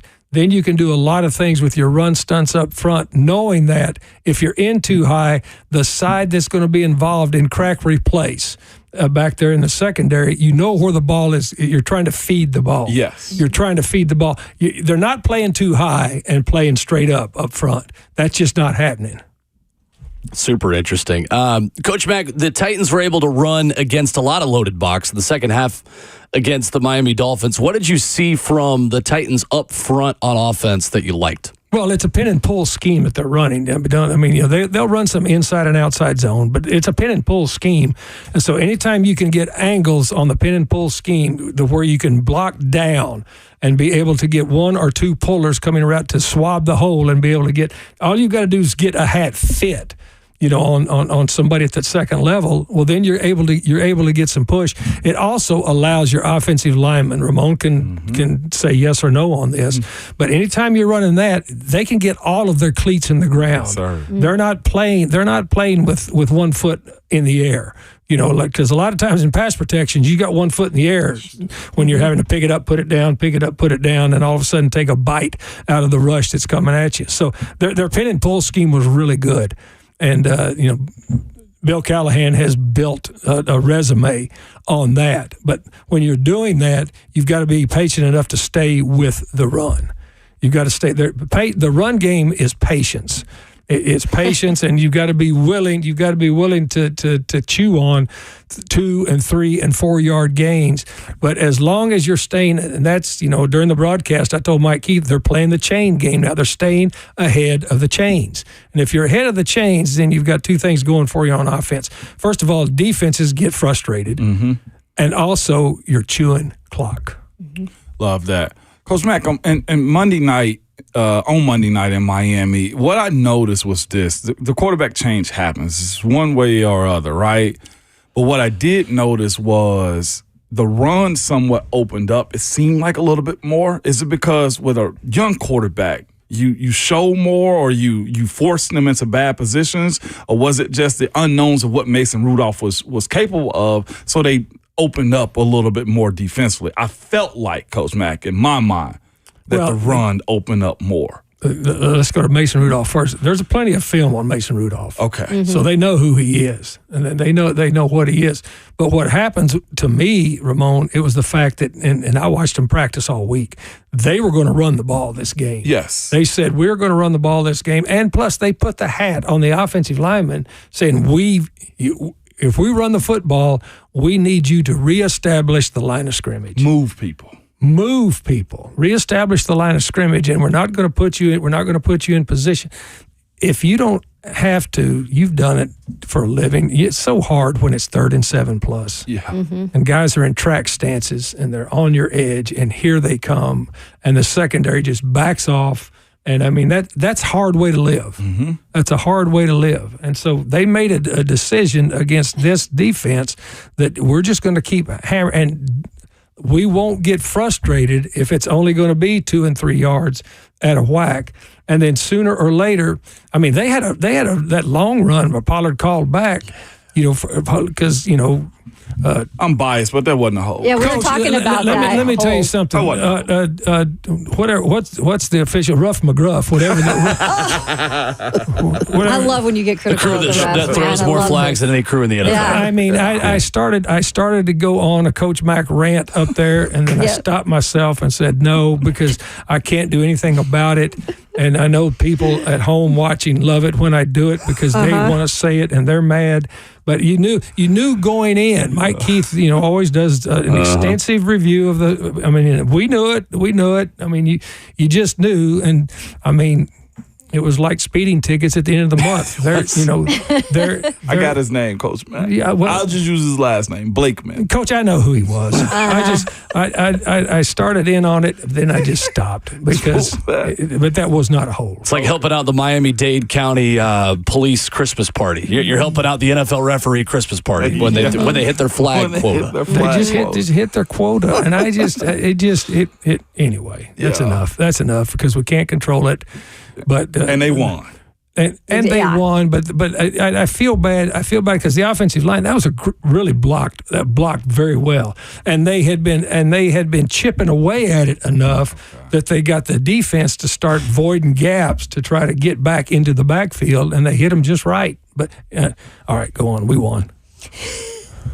Love it. Coach We do Mack. enjoy those rants, though. I'm just saying. Well, I do, but because when I was coaching, I got in a lot of trouble several times. And I remember I told an official one time, standing on the sideline and made a call. I said, look, you make one more call like that, you can come help me pack my boxes in my office. Putting the pressure on I got turned in for that. Oh, my goodness. Did they still like you, though, Matt? Because you're hard not to. You can be just whatever you want to be, and it's hard not to like you. Me because they know I was right. I mean, and then, you remember when Chuck Cecil got fined a lot of money for, anyway. I know. That's what we live for. Coach Mack, Coach Brian Callahan got his first win, man. What does that do? We saw some of the visuals from it, man. As somebody in his position, what does that do? Everything. I mean, it's the only thing that really validates you, especially if you're new, starting out. I was a first-year head coach at one time, and the validation for everything that you've been telling the players in meetings, everything you've been telling the players during practices, everything, the wins validated. Because wins is the only thing that matters in this league, and it's hard. And you're not going to win all the time. Nobody ever has. Don Shula did. Yeah, okay? That's true. 1 year in 102 years that we've played. Oof. So you're going to have to face tough times. But when you are brand new, you need some validation for your players, for yourself, for your fans, and it just. I mean, you're on the team plane. How different was those bus ride? Different. Was that bus ride and was that plane ride back? It was way different. Yeah, and so, I mean, it's just, that's why we're in it. And so for him, I mean, I know exactly how he was feeling, and you could tell it that, it meant a whole lot because it's just, I mean, it's your life. He's got his career on the line here. That's how you do it. When you step up and say, I'll take this job, then you're making another step in your career, and then all of a sudden you're out front. So I was really happy for him. Coach Mack joining us this morning, brought to you by Two Rivers Ford. We always enjoy him here on Thursdays on RKW. Coach, I do want to take you back to before Will Levis got hurt and the interception that he throws to the linebacker from Miami, Emmanuel Ogbah. And that's a big dude. And I know there was a shot on the sideline of Will maybe mouthing, I didn't see him. Can you take it from your perspective of maybe what he didn't see or how he doesn't see a guy like that? Yeah, I mean, if you get zeroed in and you're going to make a quick throw, and they drop somebody back out, I mean, I got to believe him when he says, because I don't think if he saw him, he'd have thrown it to him. Mm-hmm. I'm sure that wasn't in the plan. To just spin it. Sure. I mean, I got to believe him. Yeah. I got to believe him when he says, he didn't see him. I mean, but again, because of the turnovers that he's had previously, anytime now he turns one over, I mean, it's going to be ringing a bell. Right. Yeah, right. It's going to be ringing a bell. And that wasn't good. And early on in that ball game, I mean, that was a 9-3 game, for a long, long time. And anything could have flipped that game one way or the other for either team. And so, yeah, that wasn't good for anybody. With Devondre Sweat and not having Jeffrey Simmons in that game and doing what he did, he graded out as the highest player on, offense, entire team, I should say, this past weekend, courtesy PFF. But, I mean, if you just watch this guy, it's incredible how he's continuing to develop, Coach. But what's been the most impressive part of Meatloaf so far this season? Well, but Devondre Sweat has bought in to the program they went down to Huntsville and talked to him about before they drafted him. That's what he's bought into, and there's a lot of people that are involved in this, but Big T Sweat dedicated himself to getting in condition. He dedicated himself to listening to Tracy Rocker, Anthony Robinson. He's listening to him. He was willing to open up and listen to what it was going to take because the physical attributes were always there. Sure. I mean, Ramon chased him down at the Senior Bowl. That's right. Literally. In the ballroom, which was great because, I mean, the guy, there's a lot to him. But it wasn't only that going into the game that Miami knew and Jeffrey Simmons wasn't going to be there, But then Coburn gets hurt too. Exactly. So you've only got 4 defensive linemen for this game at a humid Miami. I mean, I saw Ramon with a towel around his shoulders down there. That was Coach Mack. It was sweating. It was, and those guys, and then for Lynch to come in, for Anderson to come in, and Sebastian Joseph Day. But all of a sudden, T. Sweat in his 4th game, his first month in the season, he's got to be the dude. Yeah. He is the dude. And you saw him. They moved him. They were really smart. They moved him. He moved off of the shade and went to the 3 technique some. They moved him some, and that ball game that he played, I mean, he was a disruptor. And not only an immovable object dropping his blade inside, he was making plays outside, laterally. Laterally. Well, but if you watched him play at Texas, you could see this. He's got feet. He's got. I mean, and the narrative out there that he was going to be a 2-gap player. He was going to be a 2-down player. And see, there's a lot of noise, guys. That sometimes that you have to just be able to. I mean, I know Will's family's in the audio business. You've got to be able to block out the noise a lot of times, and I was really happy for him but he stepped up as a professional in that ball game in a big way. I mean, he wasn't the only one, but him. To your point, I was really happy for him, and I was really happy for Brownlee. Those guys stepped up in a big moment. And against legitimate dudes, that's good. That's growth, and this team needs growth from young players. Coach Mack, I got to ask you about the Vols before we get out of here, because I know on Coach to Coach you're watching Tennessee tape as well. You talk about all this stuff with Doug Matthews, and Coach to Coach is fantastic. If you are out there and haven't listened to it before. This defense is legit, and it's a little bit different. And we were talking off air, too. The corners that they've got, how much do you like those guys specifically right now, and specifically Jermod McCoy? Well, there's a difference in McCoy I really like, but there's a difference in Will, and you're right, of lining up to play man or playing man-to-man. There's a big difference.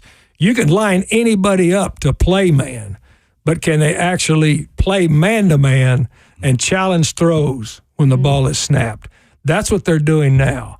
And now that they're able to do that, then Tim Banks can now work with what he wants to work with. And that defensive front is as good as there is in collegiate ball. And when I say defensive front, I'm talking about 8 dudes that are legitimate, that they can bring at you in waves. I really like this football team. But I love this defense, and I love the way this defense is playing, because they can get really skinny on you and go after you, but they can also get really nasty with you, which is really, really important. And I like the way the 2 backers are playing behind the ball now too. I mean, it's a good defense, but the corners, they've always wanted to play man-to-man in this system. Mm-hmm. They've had guys line up in man, but now they've got dudes that can play man-to-man, and that makes a huge difference in what's happening. I love it. Coach Tate McGinnis with us Thursday mornings here on the show. Appreciate you, Coach. Good to see you. Coach. Yeah, guys. See you. Thanks. Yes, sir. Who you watching now? Man, T. Sweat. Well, I'll just tell you. There he goes watching film. Because here's the thing about him, Coach Mack. Real quick. You're a big man. You're a big man. When you block down on somebody and it's like you hit the bumper of an F-150 Platinum, how does that make you feel? Like you shouldn't be in business. You shouldn't be in business. Coach Mack with us Thursdays, presented by Two Rivers Ford. Coming up, there is a coach who, for my money, might be the first one fired in the NFL this year. We've got the first "No, I haven't lost the locker room" audio of the season. We'll play that for you coming up next.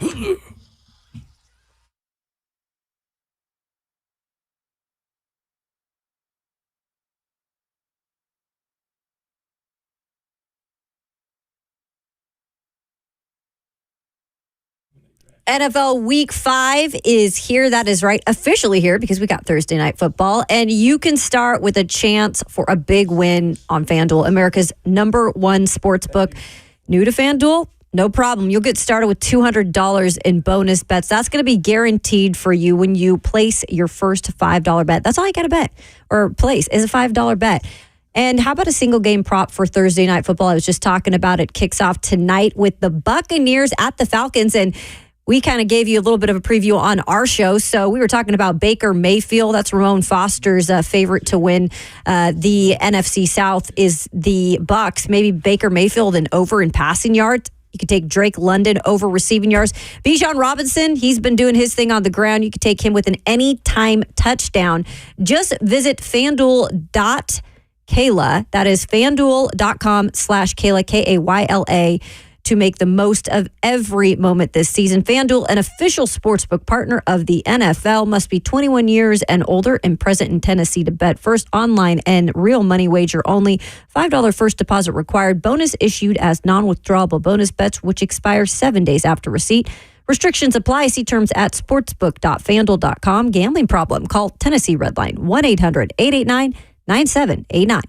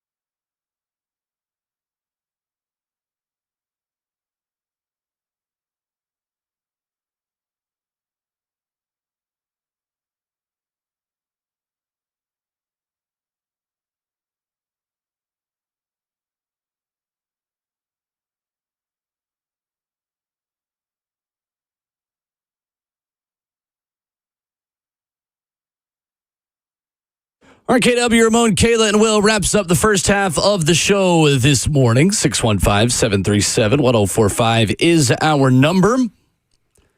Guys, I think there is one coach who is the overwhelming favorite to be the first one fired in the NFL this year, and he is in our division. He's lost 9 of his last 10 games. His name is Doug Pederson with the Jacksonville Jaguars. Jordan Schultz earlier this week reports that the locker room is gone in support of Doug Pederson, the Jags head coach, saying it's absolutely rudderless what Pederson is able to do right now in that building. This is Pederson responding in Jacksonville when asked, has he lost the locker room? Yeah, I would know. I talk to these guys every day. I see them every day. And no, I have not lost the locker room. I think these guys have done everything I've asked. They continue to play and practice hard and battle, and you know, it's a good group. It's a good group. The right leaders in there, and they know what we need to do, and you know, they're not making excuses for it, and I'm not going to make excuses, and we just got to go do it. And then on Sunday, you called a question about your job security a strange question. Why did you find that strange? I mean, 0-4, 9 of 10, quarterbacks regressed. I mean, there's a lot of issues going on. I mean, that's a good question, you know. But I think you know, obviously you're gonna go through some setbacks, you know, in this league, and there's gonna be some times where, you know, you're gonna come on some hard times. I mean, that's just part of this game. I've been there before. I've done that before, and we've always, you know, battled back. I mean, you know, even when we were 3-7, you know, in 22, we found a way to win a game and win multiple games, and that's all it takes, you know. And I think too, when you look at it, and if you really look at these games, you know, like with a calm eye and study the tape and see. I mean, there's mistakes. Yeah, there's mistakes. Are they critical at times? Yeah, they're critical at times. But there's a lot of good, as we talked about the other day, and you know, that's what we have to lean on, and we just got to continue to work.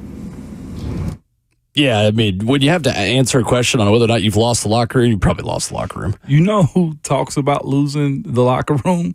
Coaches who've lost the locker room. Coaches who have already lost the locker room. That guy sounds defeated. Well, he sounds done. That was my whole takeaway from it. It's not even that part about losing the locker room. Like, I'm sure there's still players that believe in him, just like when Mike Vrabel was here, there were players that believed in Mike Vrabel. But when you lose and you haven't won a game since December 31st of last year, remember, you ended the season getting bounced from the playoff picture by the Tennessee Titans, who, mind you, were not very good last year.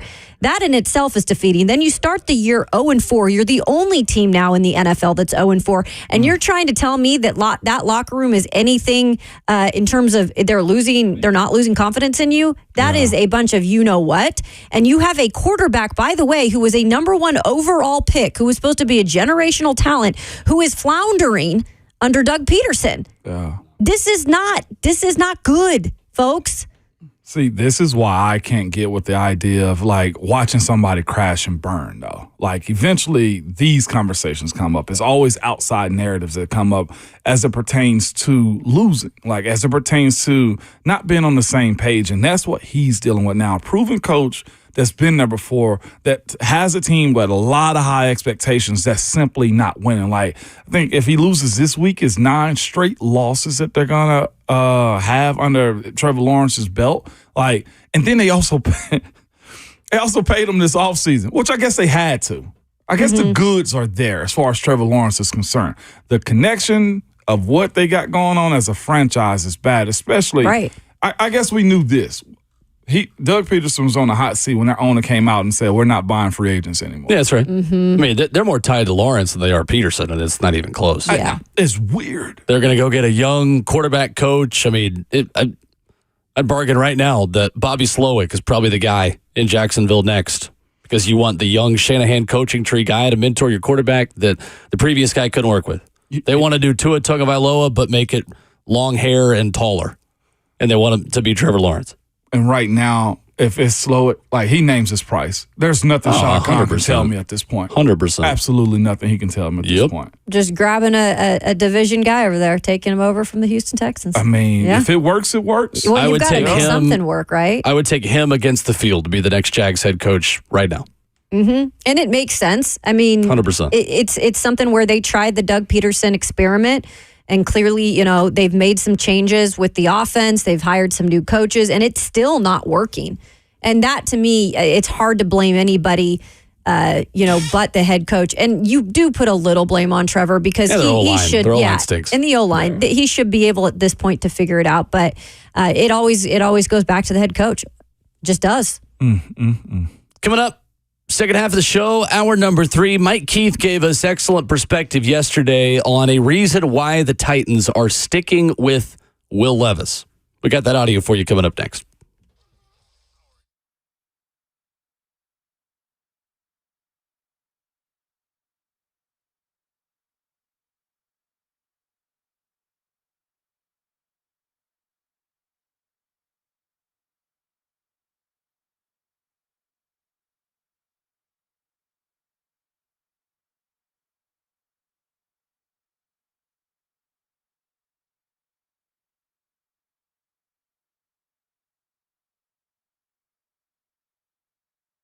What's going on, guys? Bert and Ramon here for the original hot chicken. That's Princess Hot Chicken, and they got something fun to do on Thursday nights, Ramon. They do. Like tonight is Thursday night, correct, Bert? You got it. Join us at Princess Hot Chicken every Thursday night at the Tanger Outlets and Nolensville Pike locations for live music, karaoke, and special DJs from 6 to 9. I heard that you were doing a solo, Ramon. Man, so why? You were going to sing solo. They couldn't hear you. Bert, don't do that, man. That's why we're going to have you eat the hottest chicken on the menu. How about that, sir? Triple X hot. That's for me. That's for you. It's simply visit the locations or one of the 5 around the city or in the airport. Does not matter. For more information, go to princesshotchicken.com.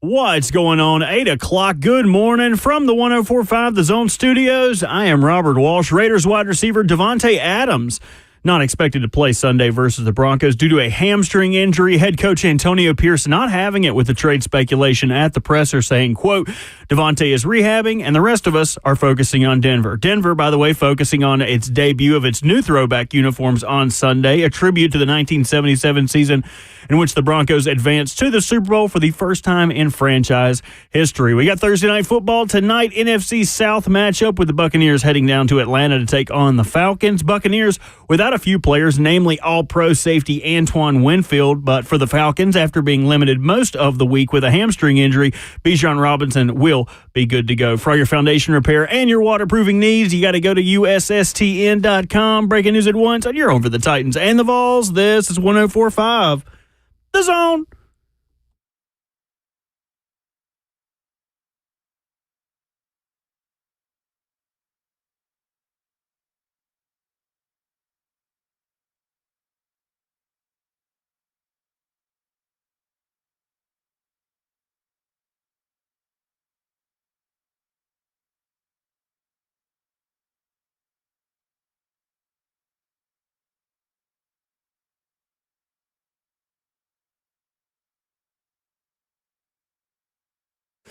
Second half of the show in hour number 3, getting started this morning on a beautiful fall day in Nashville, Tennessee. Ramon Foster, Kayla Anderson, Will Bowling.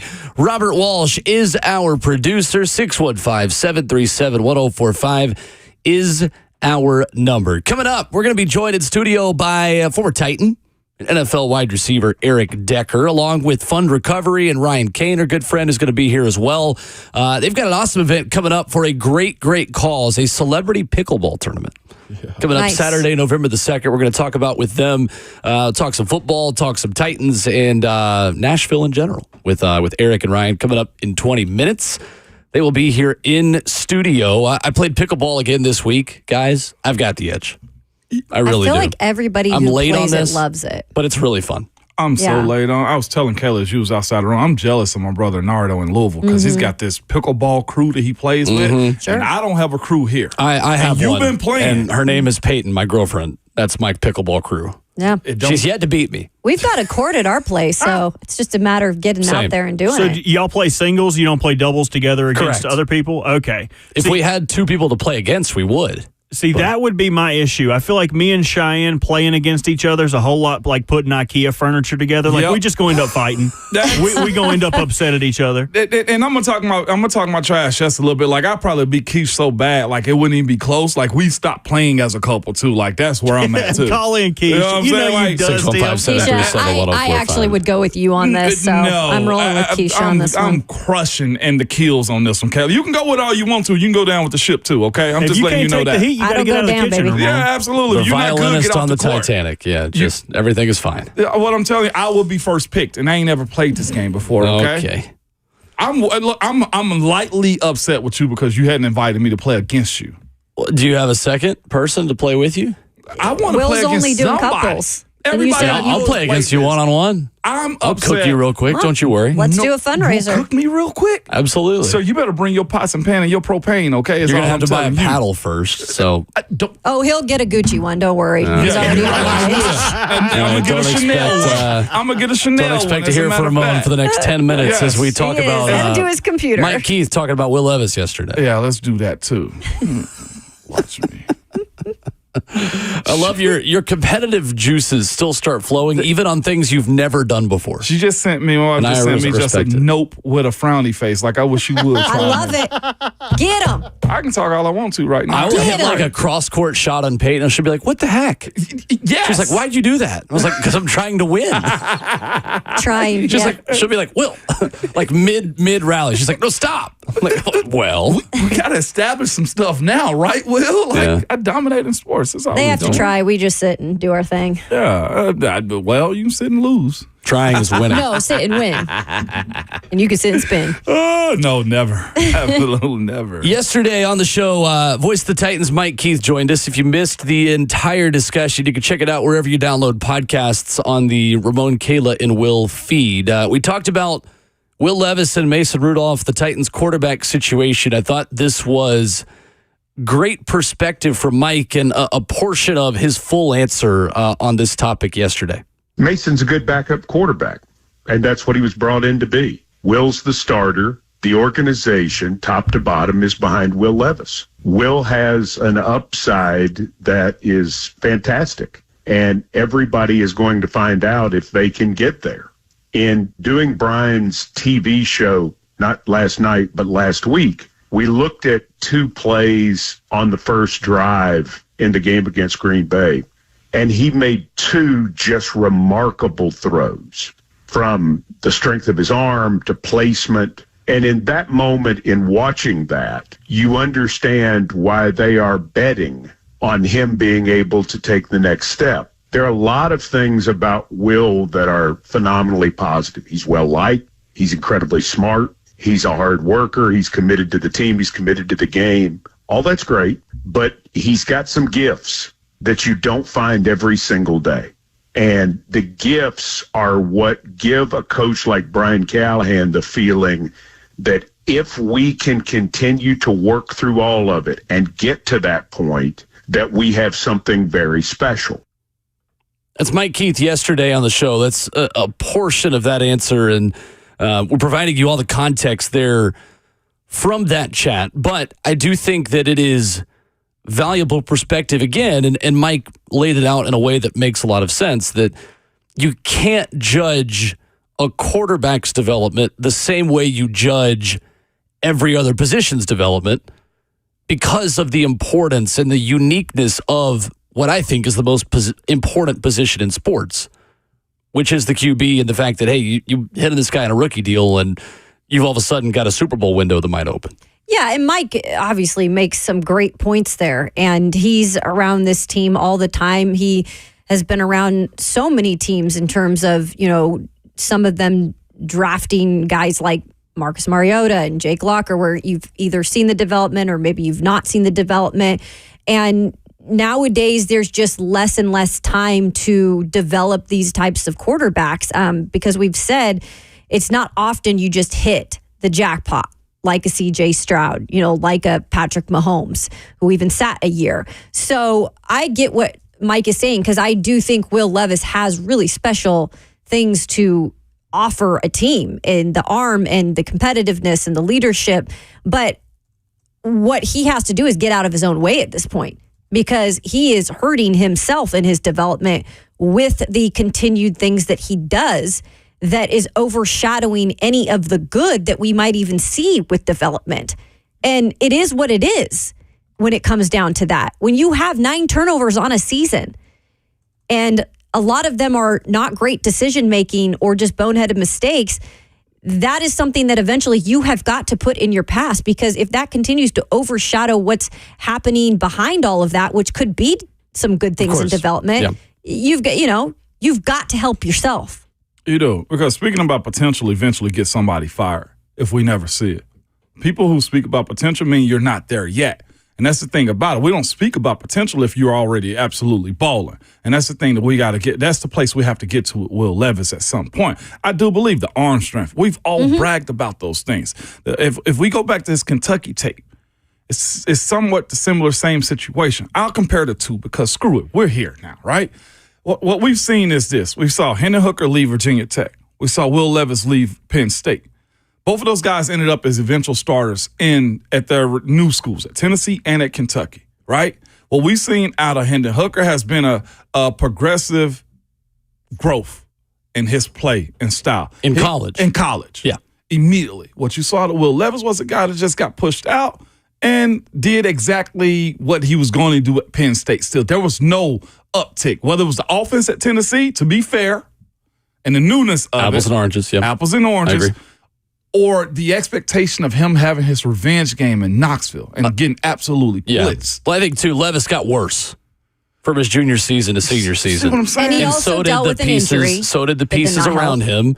and his NFL pedigree OC left. Of all the context we can give. I don't want to give the injury excuse. You can. Well, you can. But no, me personally, you got to bring it into the conversation because he wasn't able to play, exactly how he wanted to play with that. It has to be brought into it. I'll give you that. But what was his injury? His foot? It was a turf toe kind of situation. That don't affect his throwing motions and interceptions, though. That's my thing about this is the turf toe is one thing. If I want to say doped up. If he's drugged up enough to go out there and be able to deal and tolerate the pain and not worry about his foot, that doesn't affect his throwing motion, if I'm not mistaken. It's not like he's playing running back. His decision-making that he made at that Ole Miss game 2 or 3 times over the course of it was where my turning point on him changed. Like, I believed that this mentality that he has to save the day started at Ole Miss when he got absolutely wrecked that game too. And his O-line wasn't that great, but he also had weapons. He made some good plays. This is the exact same scenarios that have been being played out. It's at some point we got to stop dropping that P word, potential, and just saying you are or you aren't. That's just my take on it. It's the same way we were just giving the same fork in the road to MPF and Jalen Duncan. MPF answered at least mostly in the running game this past weekend. So we ain't talking about MPF. We're still talking about Levis this week. Yep. When we had this same conversation last. But again, like I said, it's apples and oranges when you compare a quarterback to another position. Easier to find a replacement at other positions than it is to just start over at quarterback. You're right. But it resets the entire facility. The entire program. Resets the whole franchise. It does. Yep. And it's just depending on organizations, though, because some have a lot more leash than others do. And that's just how it is. And I don't know how long the leash is right now. They're saying they're going to give him time. But that could change if it gets pretty bad in that locker room. And if you're just you're trying to build a winning culture here, too. So if you're midway through the season and your culture is just crushed because you're losing games and he's doing the same sort of thing, you're going to just continue to ride out with that? Haven't you figured out who he is at that point? I don't think so. I'd rather know what I have at quarterback than have a quote-unquote better culture. But then you find yourself falling into the Jacksonville Jaguars situation. Like, why is their situation so much different from ours if Trevor Lawrence is a big part of their problems at this point? Because if we're comparing apples to apples at this point, both quarterbacks are supposed to be the franchise's guy. One's already been paid and one is trying to figure out if he's going to be it. But as it stands right now, they're not contributing to as many wins as we thought they would. Nothing's different. In the same way we're speaking about Pederson being on the hot seat because of losing, I know Callahan's far from a hot seat. I know. And I'll be honest, for me personally, I just get tired of talking about culture. I've said this plenty of times, like, culture's never thrown a pass. But did you play? Moan played. Isn't culture? I don't have to play to have an opinion about culture, first of all. I don't think this is a culture conversation. But I'm just saying you think it's an old thing to talk about. I don't think I didn't say that. Necessarily it's like nothing to talk about because it is a real life thing. Yeah, no. I just don't think that. I think culture can be overblown sometimes. I just want a quarterback. Yeah, I'm with you. And personally, I don't think this is a culture conversation. I have a hard time talking about things that aren't tangible. I'm saying, though, Ramon, he doesn't think that if Will Levis keeps doing this mid-season, that he thinks like you still give him the rest of the season. That's your opinion. That's fine. I think if you don't continue to see improvement from Will Levis mid-season, he's not your guy. Like, you can figure it out by then. I don't think it's going to take the whole season and continue to have to lose games. Put Mason Rudolph in midway through. And maybe start winning some games at least. For what, though? Winning games to do what? Just make everybody feel happy? Yeah. As a matter of fact, yes. The business of the NFL in all sports, the ultimate goal in all sports to me is one word: win. Yeah. Well, that is the ultimate goal. What are we playing it for? The opportunity to win. Well, if we win, what do we get the opportunity to do? To be champions. I think putting in Mason Rudolph in winning meaningless games sets you back. We ain't even played a division game yet. Oh, I know. In December. Okay. Yeah. So to win 7 games to 6. We're out of time. We got to keep moving. Yeah. Coming up, Eric Decker and Ryan Cain are going to join us. They've got a great celebrity pickleball tournament coming up next month for a great cause. Going to talk about that coming up next.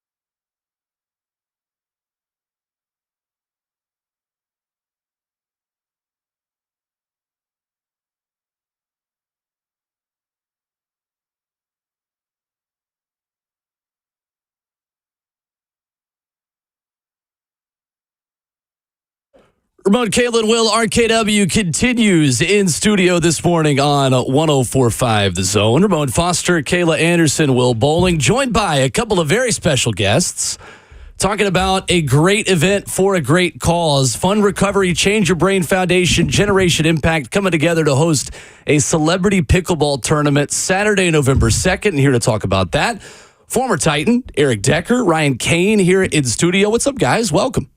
Hey. Thanks for having us. Absolutely. Appreciate y'all being here. This event is awesome. We were just talking before the break about how everyone is in on pickleball now. And November 2nd, 12 to 4. Excited about this. Tell us about the event. Well, the event is a charity fundraiser for mental health. So it's called Change Your Brain and Fund Recovery's annual pickleball event. Is our first time, actually. But basically what we're going to do is raise money for people to get brain scans to figure out kind of what's going on if they're struggling with their mental health. We can identify some physical problems. And then what we're going to do is Fund Recovery pays for the aftercare. So if it's therapy you need, we're going to pay for that.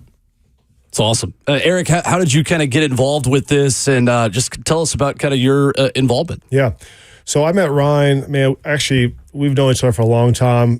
His brother was longtime friends of my wife. But over the last 4 or 5 years, we got real close. He is the director of this foundation, and he's been a mentor for me. When I retired, kind of lost my way in a sense and trying to figure out, all right, what's next for me? What's my identity? Who's Eric Decker? And so he's been a great resource for me just to lean on and have the hard conversations, kind of navigate life together. And so I'm very passionate about what he's doing in this thing. And I love pickleball. So it's a perfect combination. And, it's at the the fairgrounds.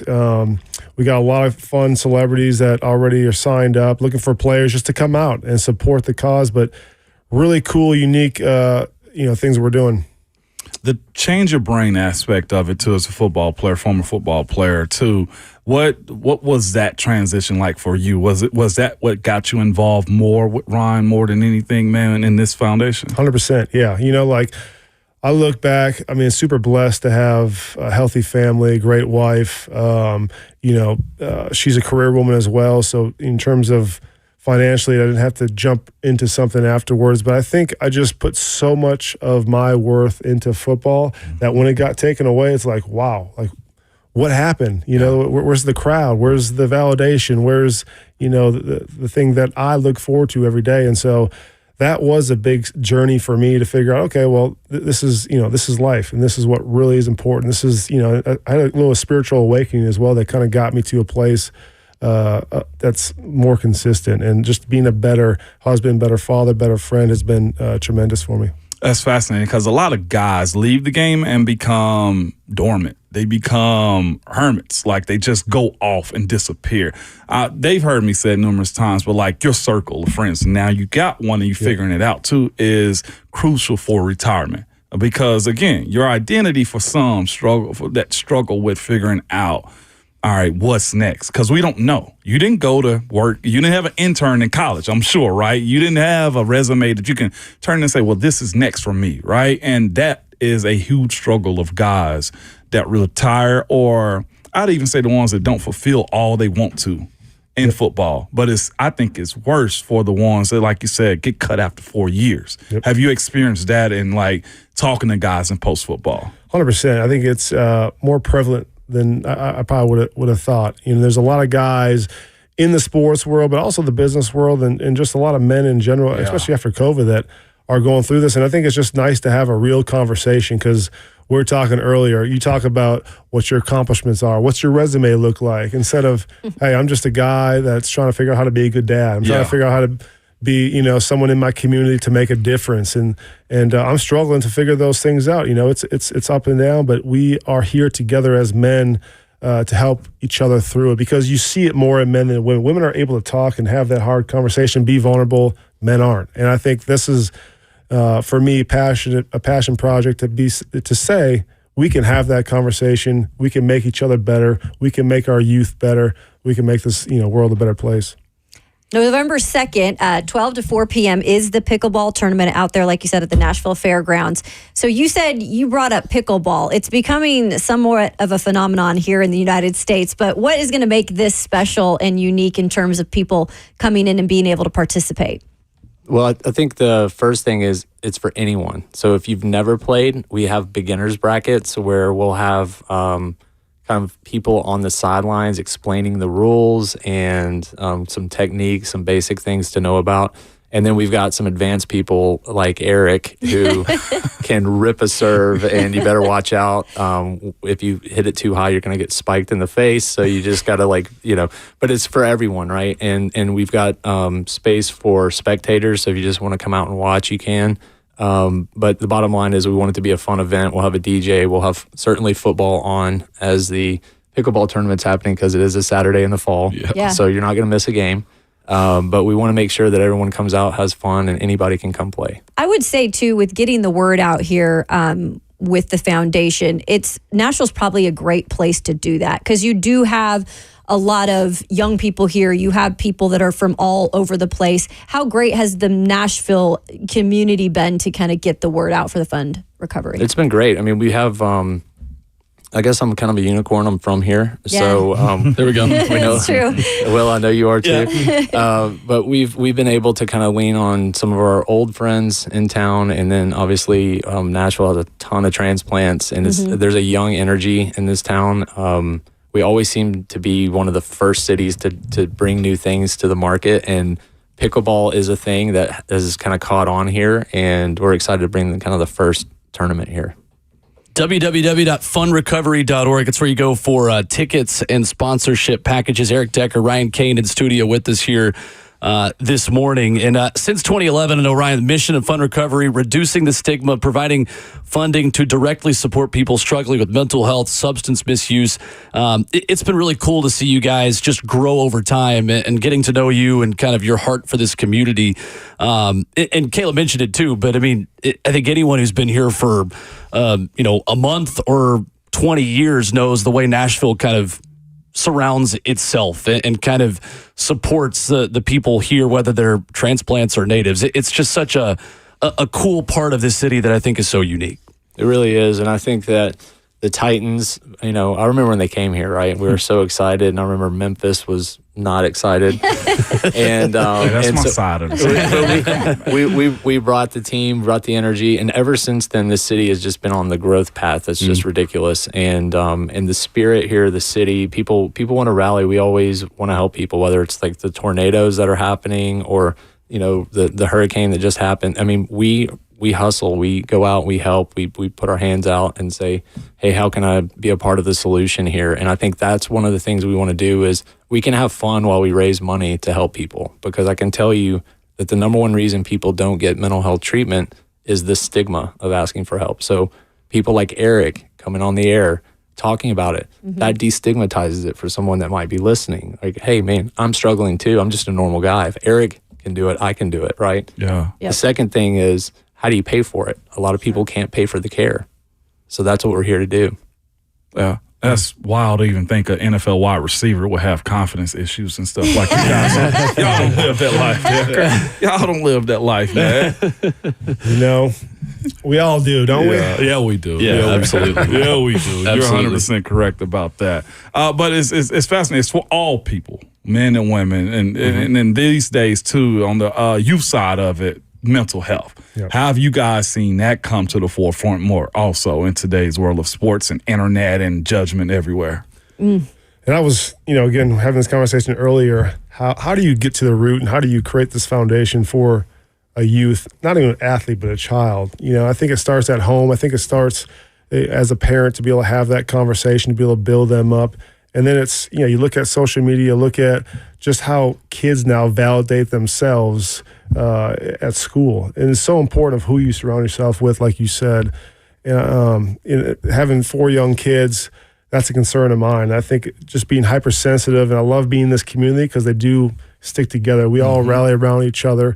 Obviously, it's a diverse community, but the value system seems to be on par with, how I want to raise my kids. And I'm just excited, to be able to make a dent and make a difference, I guess, and see if this grows into the youth, because that's where we really need to make a huge difference. Well, and I think that it really starts with modeling it at home. Yeah. And so maybe the answer isn't fixing our kids, so to speak, as it is fixing ourselves. And then it's a byproduct of our own health that our kids get better. So Eric's modeling this for his children. And I think that's a really important topic. That's awesome. Eric Decker, Ryan Cain in studio with us. Eric, from when you got here in Nashville and we're a Tennessee Titan, obviously now new stadium on the way, lots of growth here within the city and within this organization as well. What's it been like just watching this franchise grow under Amy Adams-Strunk and just see, in addition to the city and all the different things we got going on here, kind of a new era of Titans football getting started? Yeah, it's exciting. I think Amy's done an amazing job, really investing a lot into the team. Not only the practice facility, but new stadium now. Callahan was my coach when I was in Denver. Really like him. Hope, we can get things turned around. But just exciting, to be in Nashville, because with the growth of the city itself, this is going to, tremendously help not only the football team, but the city to have a new stadium with all the events that go on here. So look forward to bringing a Super Bowl here and let everyone experience what Nash Vegas is all about. I love it. Who are some of the faces we can look out for November 2nd for this pickleball celebrity tournament? Well, obviously Eric and Jess is playing. Right? Nice. Yep. So Jess will be out there. Kurt Schilling is going to be playing. Nice. I'm really curious to see how his game is. Me too. Yeah. Let's see who else. Mike Wolf from American Pickers will be out there. Anthony Bass, former Major League pitcher, Eric's brother-in-law, who can also he's got a wicked serve. Hannah Brown. Yep. Former Bachelorette. Right? Yeah, she was. Oh yeah. So lives right here. Andrew East, Sean Johnson will be playing. So yeah, it's gonna be awesome. Fun. I'm more interested in American Pickers, okay? Yes, he is. I love that show. All right. I'm telling you, them dudes are stealing is what they're doing out here, man. But it's awesome. I absolutely love that. I absolutely. Why pickleball? You could have did a 3-on-3 tournament. You could have did dodgeball. Why pickleball? Well, we do a golf tournament in April. Okay. So we got the regular tournaments out of the way, the regular charity events. So we wanted to, but also because pickleball is kind of a hot thing right now. Yeah, so we wanted to kind of broaden it to people that don't just play golf. And there's a lot of people we miss, right? And pickleball is a thing. We get a lot more women that will be coming out to play. And it's something that, even kids can come out and do. So it's not limited to, a 6-hour round of golf with your buddies. Do you have to go and, just for people who might want to just join this tournament and haven't played, where would you suggest they go and get their equipment? Because like bowling, maybe you got your little bag, you got all your equipment ready to go. Well, we'll actually have equipment there. Perfect. So if you need it. Perfect. But a lot of people bring their own. So I shouldn't buy this stuff that I'm putting in the cart right now. You're bringing your own. Decker can tell you, I'm scrolling right now, okay? I love it. Eric, what's the best part of your game? How would you scout yourself as a pickleball player? I'd say I love to hit it hard. Okay. So I'm trying to learn how to have a little finesse in my game. I actually was drilling this morning with a buddy at 5 a.m. trying to get better. Nice. On my backhand. I love that. That's how obsessed I am. I love that. Oh my gosh. So you still got the competitive spirit. That's what you There's no doubt. I need to find the outlet. I found it. Pickleball. It was basketball for a minute until my knees started hurting. Yeah. But yeah, I think, trying to learn the dink, trying to learn strategy. That's one thing as you carry on in pickleball, it becomes the difference maker of being decent to good. But yeah, forehand is my strength, like ping pong. I love playing ping pong growing up, and I think I lean on that too much. So trying to work on that backhand, work on a little finesse.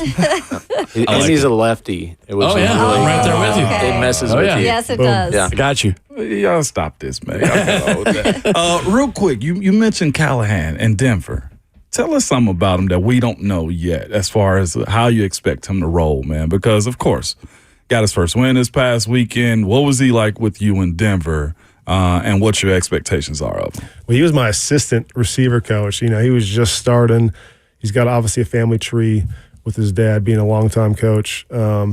He's just a good guy. I don't think he's the vocal leader in a meeting room that's going to be rah. but what he says is what he means, and that's what I love about him. He's authentic. He's real to himself. He's put so much time in when I was around, studying the game, both on the offensive side but defensive side. So what I think he's going to do is put together, a coaching staff that it comes down to execution, and the players need to execute. But he's gonna give you the opportunity, and so who he is, like I said, he's authentic to who he is, and I appreciate that about him. And I don't want him to change that, going into this opportunity. Yeah. Yeah, that's a perfect way to describe him, because that's the minute he walked in the doors when things were all good and there was no games being played, he was that. And then 3 games into the season, they were 0-3. He was the same guy, and he wasn't apologetic about it. And I think that's refreshing sometimes in a locker room. It is because, we're all going to go through these ups and downs, and, who's steadfast, who can you lean on during the hard times, who can you look to when things are good to kind of keep you humbled. And I think he has that ability. Eric Decker, Ryan Cain in studio with us. The Generation Impact Fund Recovery Change Your Brain Foundation hosting a Nashville Celebrity Pickleball Tournament November 2nd, 12 to 4. Again, fundrecovery.org, where you can find more info, tickets, and sponsorship packages there. Guys, really believe in the cause. Really love what you guys are doing, and excited about this event. Really appreciate you guys coming in. Definitely. Thank you. Absolutely. Love it. More RKW coming up next on 104.5 The Zone.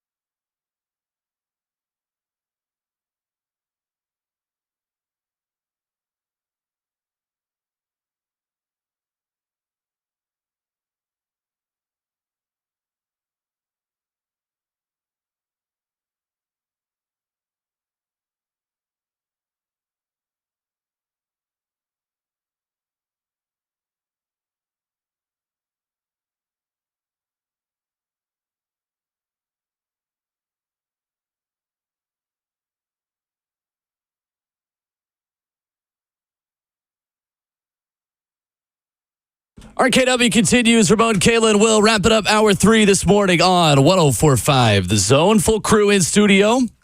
Appreciate Eric Decker, Ryan Cain stopping by. Great calls. The Nashville Celebrity Pickleball Tournament, and really believe in what they're doing. Good stuff. Yeah. Really awesome stuff. Really cool. Like you said, a stigma that not, especially men don't want to talk about all the time. There's women too that maybe avoid that, and they're providing an opportunity for people to feel more comfortable with that when it comes to the brain and all the stuff that comes along with it. But firsthand, Moan, working with athletes and moving on from football, it is hard to do sometimes. That was a very humbling conversation right there with Ryan and Eric Decker for sure. Very cool. Guys, I have found the most hardest working people in football. On Twitter yesterday. Did you guys see what Miami football is having to do this week? Yeah. Community service They with gotta- Tariq or what? So Gotta bring their equipment to the West Coast. Miami is playing Cal. College game day will be there. And the Miami football equipment truck left on Tuesday to drive 3,104 miles from Coral Gables all the way to Berkeley.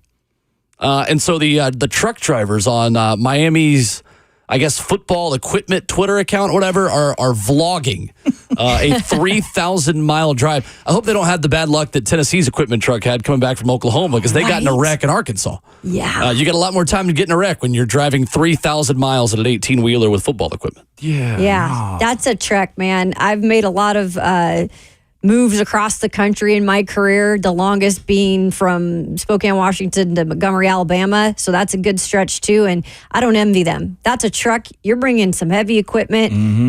Those guys, hardware. Those guys got to get there in a certain time. It's not like they have the luxury of, let's spend another day, tour sighting or sightseeing or whatever. No, they've got to get there. They got to get set up. They got to get everything ready. So that's incredible. But that's part of what it's going to be like now with that ACC travel, especially. But the Big Ten schools doing it well with USC, UCLA. No doubt. Driving a big rig, I don't know. That might have been another. I feel like you would have been good at it. I'm a driver in general, but I do want to make that drive though. Cross country, 3,000 miles. I would. If you don't have a time constraint, then it is kind of cool to drive throughout the country. But I would not want to do it as an equipment person. Yeah, no, I want to do that drive right there. I just don't want to go through the mountains. Like if it's October to December, no, I'm not taking that drive whatsoever. I don't want to chance a random snow falling in Colorado somewhere. You wouldn't like that.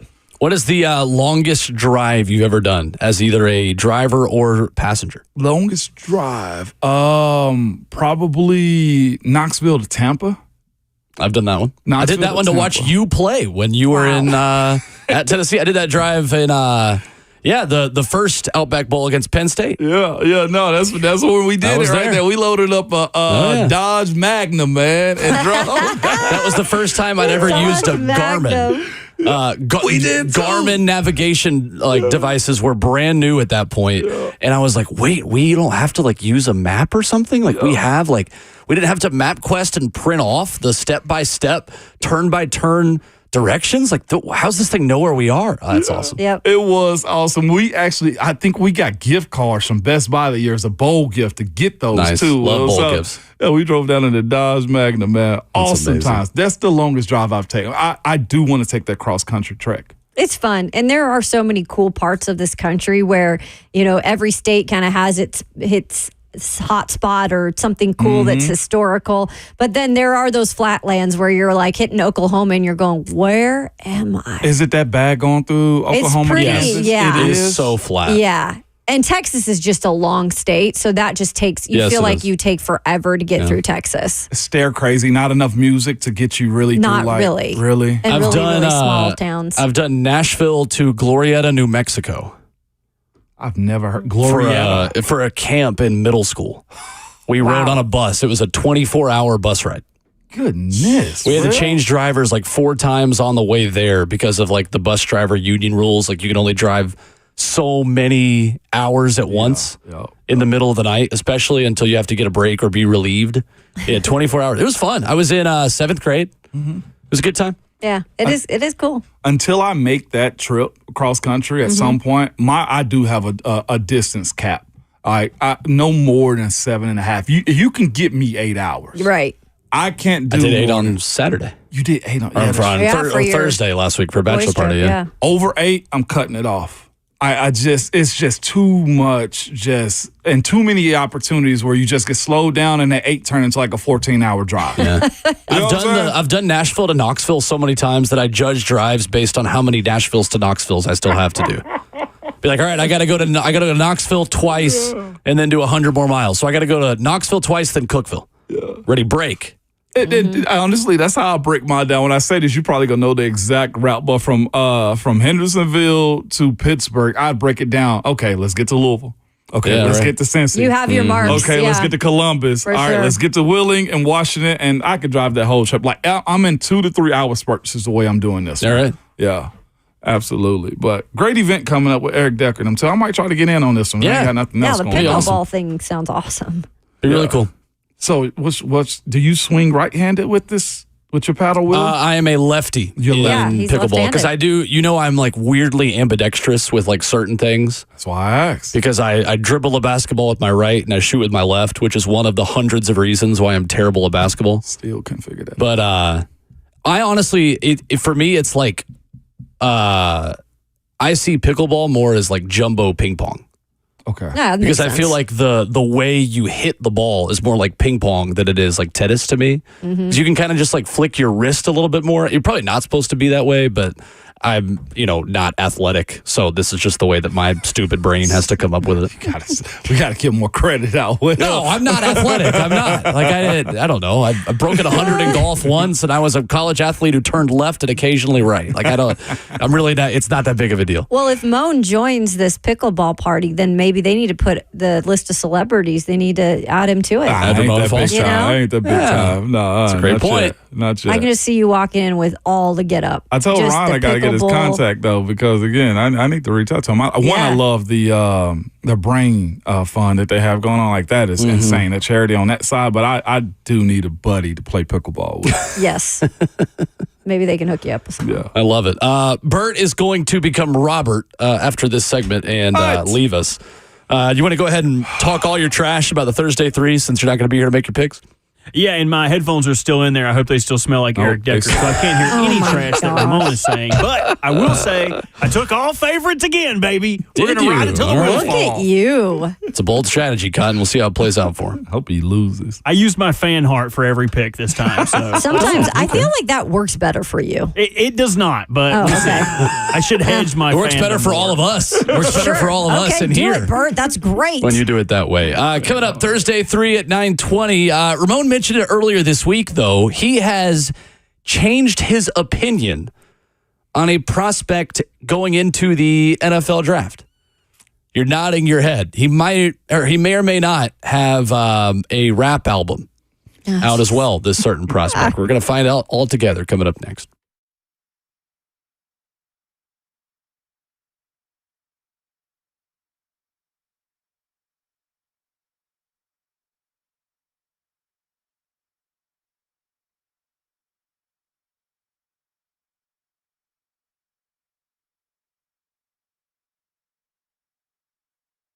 Hey, what's going on? It is Will Bowling here with my friends at Whataburger. Guys, there's someone you've just got to meet. He's got fresh eggs, melty cheese, and a soft bun that will pair perfectly with your morning meditations. He's there for you after a long night on an early morning. Come up with either signature sausage or crispy bacon. His name is Bob. If you start your morning with him, there's really nothing holding you back from making the day your best one ever. Come to Whataburger and meet Bob, the breakfast on a bun, whether it's the signature sausage, the crispy bacon, 11 p.m. to 11 a.m. They're open 24/7 at Whataburger, but those are the hours when you can grab a delicious breakfast. The coffee as well, it goes with it great. I love the honey butter chicken biscuits myself. You got a couple more hours here if you're listening around Middle Tennessee to stop by any of Whataburger's 16 Middle Tennessee locations spanning from Clarksville to Murfreesboro. Whataburger.com, the website. Download the app while you're there, too. That's Whataburger, just like you like it.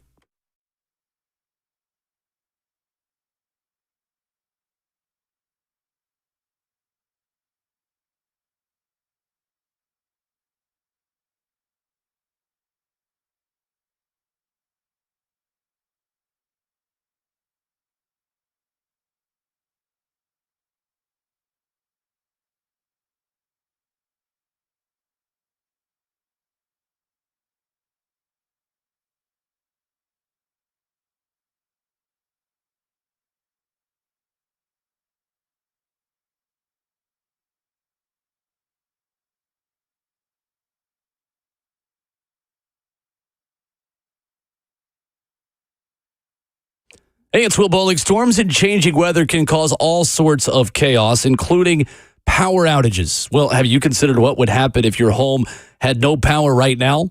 I'm here to tell you a home generator can make a huge difference. And the pros over at Lead Company, as always, they have got you covered. If the power goes out, a home generator will keep your heating and air conditioning system running, the lights on, the appliances working. You can also count on your phones and computers to stay charged. You never miss a beat. Act now and receive $500 off or special financing for up to 36 months on a new generator for your home. You heard that right. $500 off right now. Visit leadcompany.com/promotions or remember this phone number. Give them a call, 615-567-1000. That's Lead Company at 615-567-1000, online at leadcompany.com. That's Lead Company, all you need.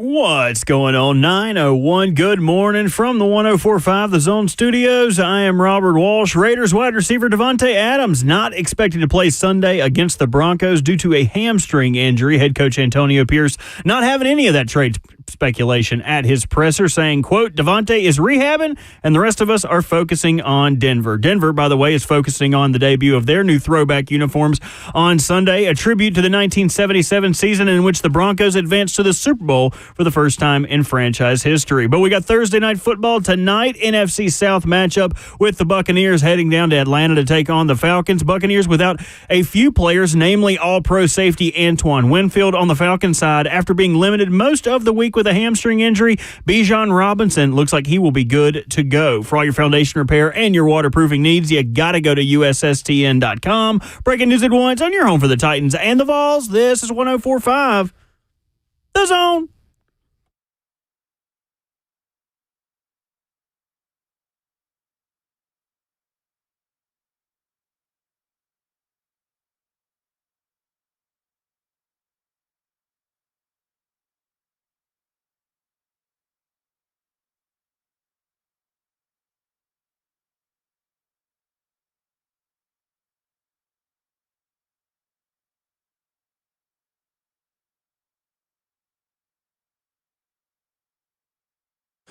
Nine a.m. in Nashville, fourth and final hour of your Thursday program. Here in studio, Ramon Foster, Kayla Anderson, Will Bowling, Jackson Williams stepping in for Bert, who has now become Robert. That's what happens when he's got to be a professional and go put on a collar and speak, business-like things with people. So that's what he's going to go do. And we're going to do one more hour of the show. Yeah. Knock this thing on out, man. We sure are. 615-737-1045. The Thursday 3 makes you money on the football weekend coming up. Guys, I'm going to make an admission about my picks this weekend. What about them? Have no idea what I'm picking. So you're just going to close your eyes and point to the screen? Not necessarily. I mean, I have ways to do efficient and expedient research. And sometimes you just go with what the plums tell you. You just listen to your heart. And then you find a couple of numbers. We just do research and listen all week on stuff, but we'll see. I get it. Sometimes that's the best way. That's why these people that do March Madness sometimes win brackets because that's right. They pick the favorite uniform colors or whatever it might be. Pick blue, right? It's usually what it is. Didn't miss, what's Nick Saban's wife's name? Terry. Did she beat him this past weekend? Yes, she did. Yep. Yeah, Miss Terry. He messed up like I did on the Louisville pick. Yep. I was like, if the big coach is doing it, then I'm right. No, he was wrong, just like me. I have had 3 losses by 1 point. Yep. Against totals and numbers this year. It has been a frustrating 7-8 start to the season, but we were 2-1 last week. That's not okay, Will. That's not okay. I think somebody by the name of Robert went 0-3 on the week. Yeah, he had Rams plus 2.5 on the Bears. He had your Pittsburgh Steelers. Not my fault. So y'all both took L's on that one in Indy, and then Cardinals against the Commies. Didn't work out for him. I was like, man, those NFL games just got him. Very tough. I mean, it's hard being good out here, man. Some people get super high on themselves when they go 2-1 often and think they're the stuff, and next thing you know, they're losing. We'll see. Yeah, we'll see. We'll see what happens. Bounce back. Ramon, you have changed your opinion on an NFL prospect. You brought this up earlier this week. We pushed it to now. Yeah. Shedeur Sanders. What have you changed your opinion about? I really didn't have a strong one on, his play. I just had an opinion on, man, they got a lot going on in Colorado. And when you sit back and watch Shedeur Sanders, the quarterback, let's just call him Shedeur. When you watch Shedeur Sanders play football, what you will notice is, I don't want to call it an X factor or an it. He has an ability to make plays. Now, whether you want to call it an X factor or it, he does, man. Currently this year, he's throwing right at 69.5% completion percentages, right? 14 touchdowns, 3 interceptions. He's taking care of the ball. And I know they lost a game to Nebraska on a big stage and stuff like that, but his play isn't the reason they're losing ball at times. His offensive line is weak sauce at times, and they've gotten better. And also with their ability to get a run game with him. But what I see out of Shedeur is this. He wants to stay in the pocket. He can throw the ball. I don't think he's got Deion speed at all, which ain't a bad thing for him, which is why he's a quarterback. If he had Deion speed, he might be a DB or a wide receiver. But he shows smarts, intelligence, he knows how to go to the ball. And what I see is his intangibles that coaches speak about. College hashes are wide. Right? That's what everybody speaks about. He will set up on the left hash and consistently and accurately throw to the right sideline with accuracy. More often, I feel like I've seen any other quarterback that's been given the ability to throw the ball. I can have a conversation about Nico, but Nico hadn't been unleashed a lot for me to see him throw from hash to sideline. Shedeur has shown that his deep ball accuracy has been there. His poise in the pocket has been there too. I don't like sometimes how he runs around in circles like he doesn't have a plan, but doggone it, we love Aaron Rodgers when he does it. Yeah. I know he has the mental fortitude to handle it.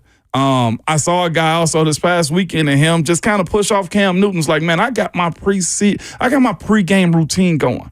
I wouldn't bother you when you were a pro. Don't come bother me when I'm an amateur trying to become a pro. And that was Cam Newton may have felt like he was, sideswiped by that. Like, hey, I play football. No, Shedeur's of the mindset that I'm becoming a pro. Let me go through my routine to help us win football games. I am starting to say that this young man has it. And if he continues to play on in the Big 12 and win games, because I think most people probably had them pegged to lose last weekend. I think Nick Saban was the only one, I think, him and Miss Terry, that picked him to win. I'm impressed. I do think he's a high-quality NFL quarterback prospect in this upcoming year. And what I'm going on is he's simply making plays in the throws that make him a bona fide NFL quarterback. Don't screw his last name. But leave Prime out of how you view Shedeur. That's all I'm asking, because I had to do that. And it's hard to do, obviously, because he's his head coach, too. It's not just his dad right now, it's his head coach. But Shedeur Sanders, what I will say about him is having all of that surrounds you, the noise, having to know that your dad is going to say things sometimes and be the way he is, and still be able to go out there and when the pressure was really high, when they were losing, and be able to keep that composure, like you mentioned, in the pocket sometimes when he's under pressure. He still I still feel like he has that confidence to execute and kind of put the next play in front of him. His passing grade right now is pretty legit too. I mean, he's got a 90.6 passing grade, third highest in FBS according to PFF. I think this guy can do it at the next level because obviously, like the pressure stuff we've brought into it, and he's got the talent. And I think that's the only thing you'd have to think about is, you're going to probably have to deal a little bit with Deion, but I think he does a good job to kind of separate himself from his dad as much as he can. And again, his dad's his head coach, so that's even tougher to do. Yeah, Deion won't be walking to an NFL locker room, I don't expect. Like, I don't think he can coach him while he's also potentially getting... Hasn't he said, though, he can't go to certain places already, or he won't allow him to? He can try to. That's the thing. How many folks have done it? I think it's Elway and Eli Manning. Mm-hmm. Elway and Eli Manning is the only two that have done that. Like, we'll see what happens. Again, if you're going top 5, what are we talking about at this point? If he goes top 5. So you'd be open to him being a Titan if the Titans are drafting a quarterback? Give me a full year, but as it stands right now, his level of playmaking and protection of the football, even while being under duress, has been more smart than not. The worst thing he had was the pick 6 that he threw in the Nebraska game. Yeah. Here's my thing on Shedeur Sanders and teams like the Titans. Beggars can't be choosers in the QB market, man. Oh, yeah. You're right. I mean, I know the distractions will be a big storyline and Deion hovering and all this stuff, but like, if you need a quarterback, it's too important not to at least try to get beyond all those distractions. Like, I would hate if a team missed out on a potentially franchise-changing player in a positive way just because they don't want to deal with dad. Like that, this isn't high school sports anymore. Like, we got to be professionals and find ways and find outlets to get around stuff like that. Yeah, no, and you're right. And here's the thing too: there's tons of dads that are involved in their kids, like in the pros too. Like, I'm sure Levis's pops is around. I see Tajay's family around. Like, there's a lot of that around anyway, but that has no bearing off of you. Like, at this point, you got a job. There's coaches that are supposed to be experts that are coaching your son up. So you move out of the way. You can help and influence them in the offseason. But as it pertains to game plans and what's best for your kid and, hey, y'all need to be running my boy more. No, screw that. You need to go worry about Florida State. And Deion's not an idiot. Like, Deion Sanders is still a very smart person. Yes. And I think surely he would understand that. I mean, he'd probably still give you some sound bites about what he thinks is going on, but ultimately, Deion Sanders, as a former pro, I think would understand the separation between church and state that's going to have to happen there. It is. And like I said, I mentioned him going to Florida State as a joke, but like he's got a big D1 challenges in front of him. Like he's got to figure out who's Shedeur's replacement if he stays at Colorado or if he goes and get the Florida State job. Like, what are you doing there? Like he's got bigger fish to fry because I know he liked to fish. I think it's in Shedeur's hands too, how much he climbs up the draft board, because right now there are, other guys you're talking about maybe a little bit more with Cam Ward and some of these other quarterbacks that still have to prove themselves throughout the season.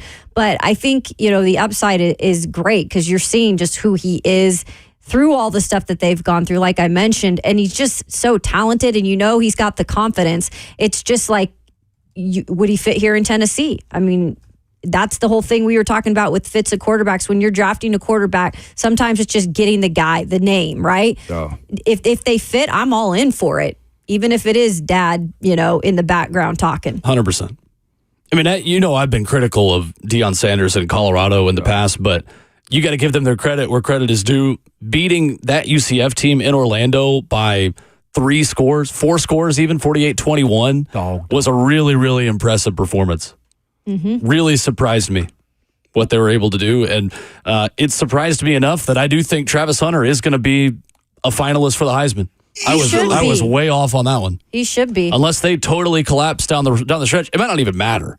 Like they might still be able to go 7-5. And Travis has sustained what he did early last season way more than I expected at this point. Better, I think, this year too, He might be a legitimate number 1 overall pick talent. So who's the front runners for Heisman? Him and the running back from Boise at this point? Ashton Jeanty. By the way, that guy is legit. Oh, yeah, he's unbelievable. I mean, I got to watch it firsthand. He completely smacked us around. Ashton Jeanty and...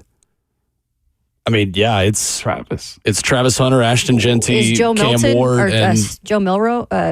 Jalen Milroe. Thank you. I can't talk right now. I think it's Milroe's to lose. Because it's always quarterback friendly. You got to keep that in mind. Yeah. But there's enough buzz, though, around Travis Hunter, though, where I think he's in New York. Yeah, and he should be. If he's as dynamic as I think he's going to be the rest of the year, if he don't finish 1, he's definitely 2. We'll see. There's a lot of football left, but I don't think you're far off. Mm-hmm. For sure. Coming up, we're going to make you some money this weekend.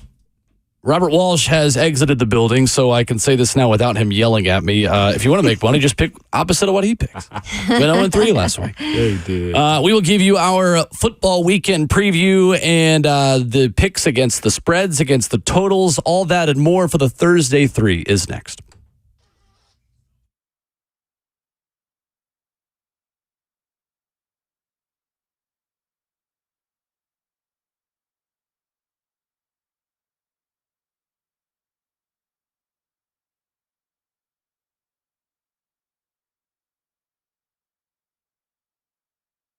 It's Ramon and Kayla here for Window Nation, man, where you can buy 2 windows and get 2 windows free, plus pay nothing with no interest for 2 full years. And if you did not know, Kayla, October is probably the best time to buy new windows. It is. It's right before it gets pretty cold here in Nashville, and we're just starting to get the really hot temperatures out of the way. So you could just start saving money now with new windows from Window Nation, and they are the experts when it comes to windows. One of their customers, Albert, he says great value, great product, and great customer service. Highly recommended.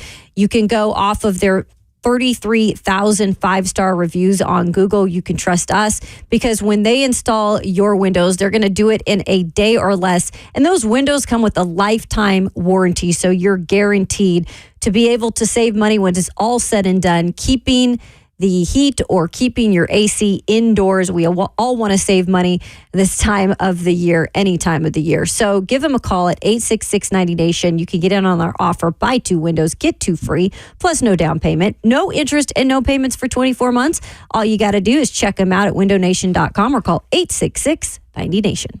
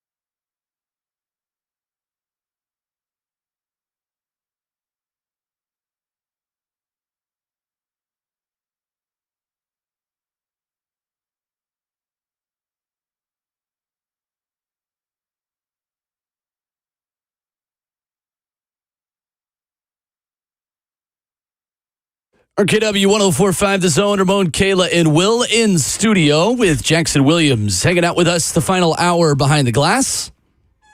It's going to make you some money. Thursday 3, 9:20 every Thursday morning here on the show.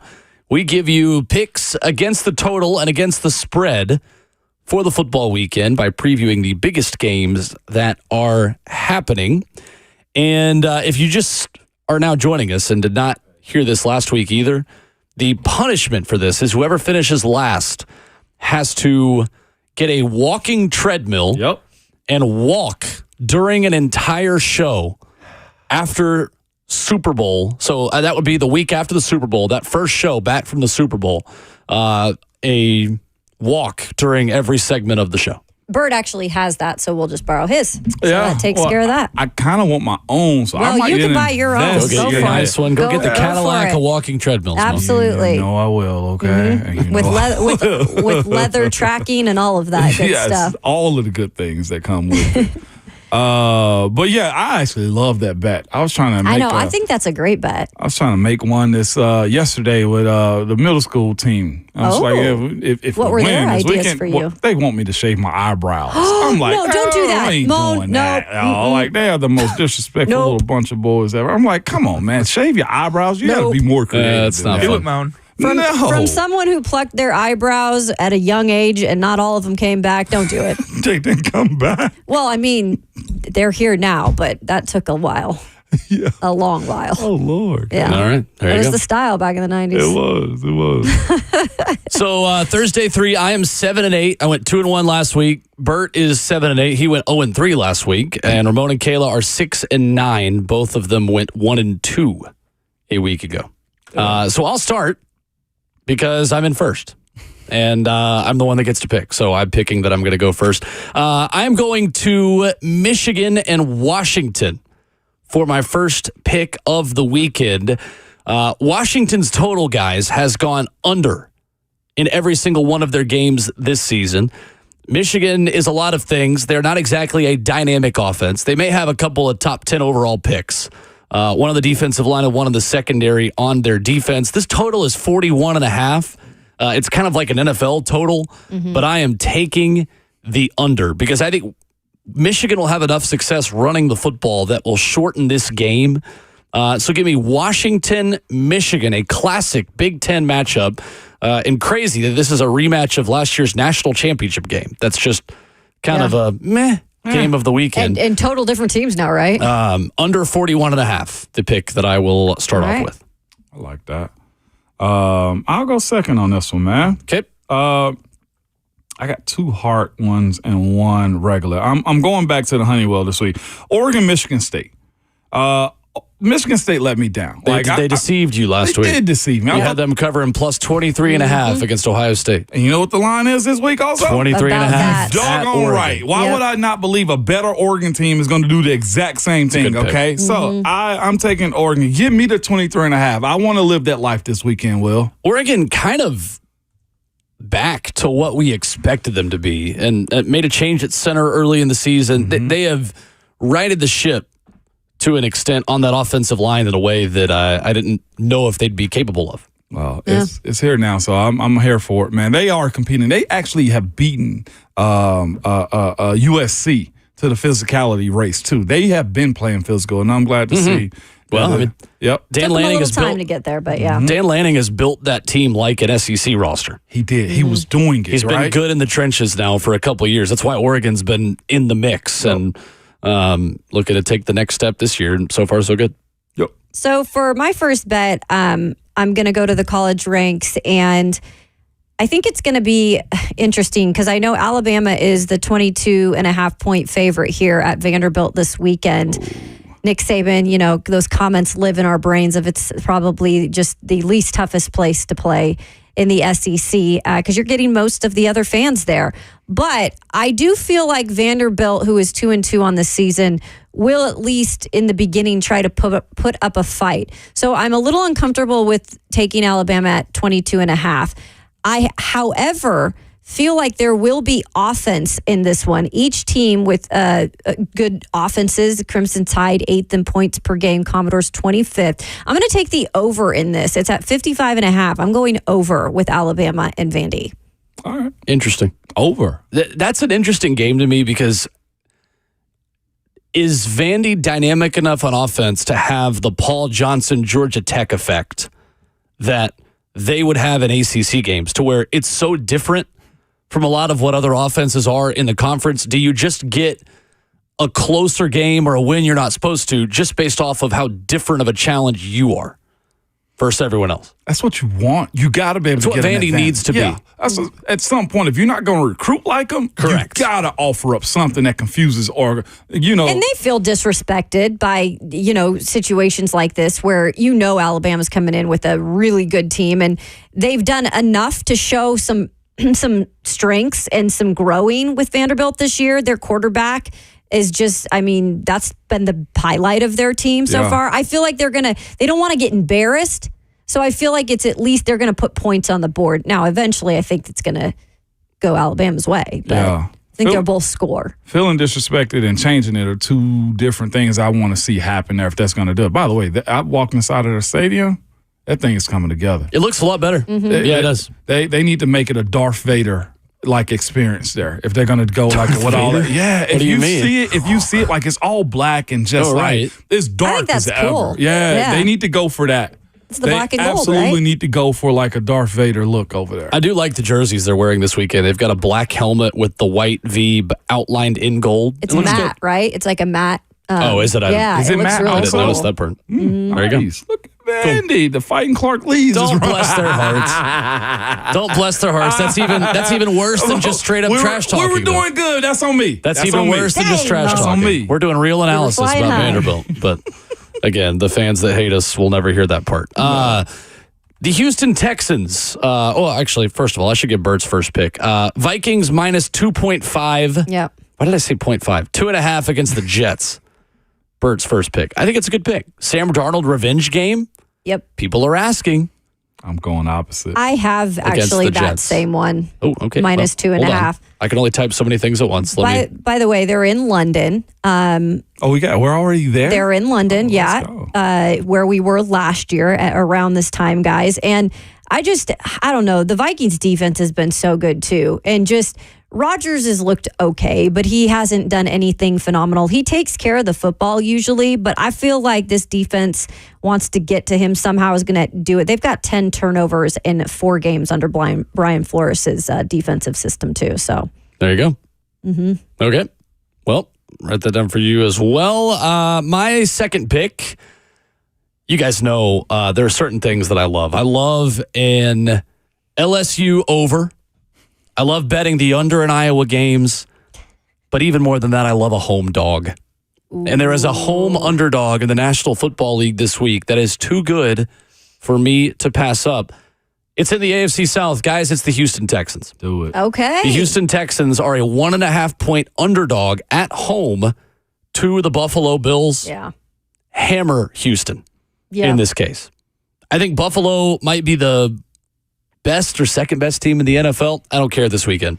Home game in Houston, and a Texans team that I think will learn some lessons from the way that they played in a really poor effort against Jacksonville last week. They just couldn't get out of their own way. They were penalized left and right. Laramie Tunsil's a walking flag. They are able to clean up a lot of those mistakes, in my opinion, this week. I think it's a Stephon Diggs revenge game. I like the Texans plus 1.5 in Houston over the Buffalo Bills. I like it. I like that. That's good.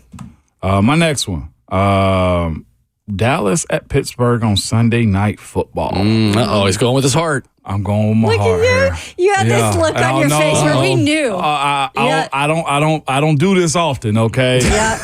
I don't do this often. You don't live this life often. The spread is -2 Pittsburgh. They're without Micah Parsons this week, and I think they got a couple other injuries. 1.5. Yeah, 1.5. I'll give you a half point. There we go. I'll take that.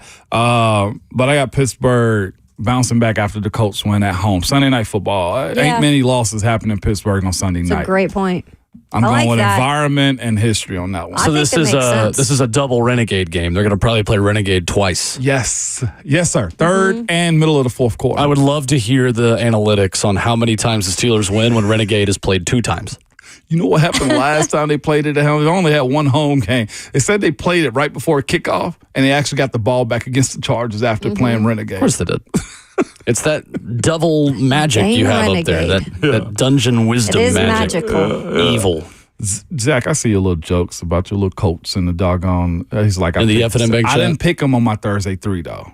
I didn't either. Steelers didn't. So She lost to Indy. That's I crazy. know that's nuts, man. Well, we hurt their quarterback. Well, for now, he's got a hit pointer or whatever. Football play. Did you hear him talking, by the way, too, when people were spiking the football and hurting someone? people were Quit running them then. people were talking about AR or talking to him about if you're injury prone. He had something just funny to say. I can't remember. We'll have to maybe bring it up on the show. But he's not buying into that. He better either. realize he's a quarterback. Well, it's just insane to me. Like, he went out once. He came back in. First play with him back in. Yeah, QB power. Let's run him up the middle. Yeah. Gets hurt again. Like, what is Shane Steichen thinking? Putting him into He's not thinking. a body cast when it's all said and I don't done? think you run QB power with a guy who is just hurt. No. And then you come back and then you get him hurt again where he's got to miss the rest of the game. I don't like it. He did the same thing last year. Yeah, and It's he who he lasted, is. 4 games throughout the whole season? I was told he started 8 games. He's got 6 picks, too. And he's only finished 4. He's tied with Amount as Will Levis. Yeah. Right. Yeah, that's going to be a battle in 2 weeks, baby. So you have my second pick, so I don't know if you guys want to go. Yeah, I'll get Bert's next one. Bert is also betting with his heart on his last 2 picks. I love this. Robert Walsh is going Ravens -2.5 at the Cincinnati Bengals.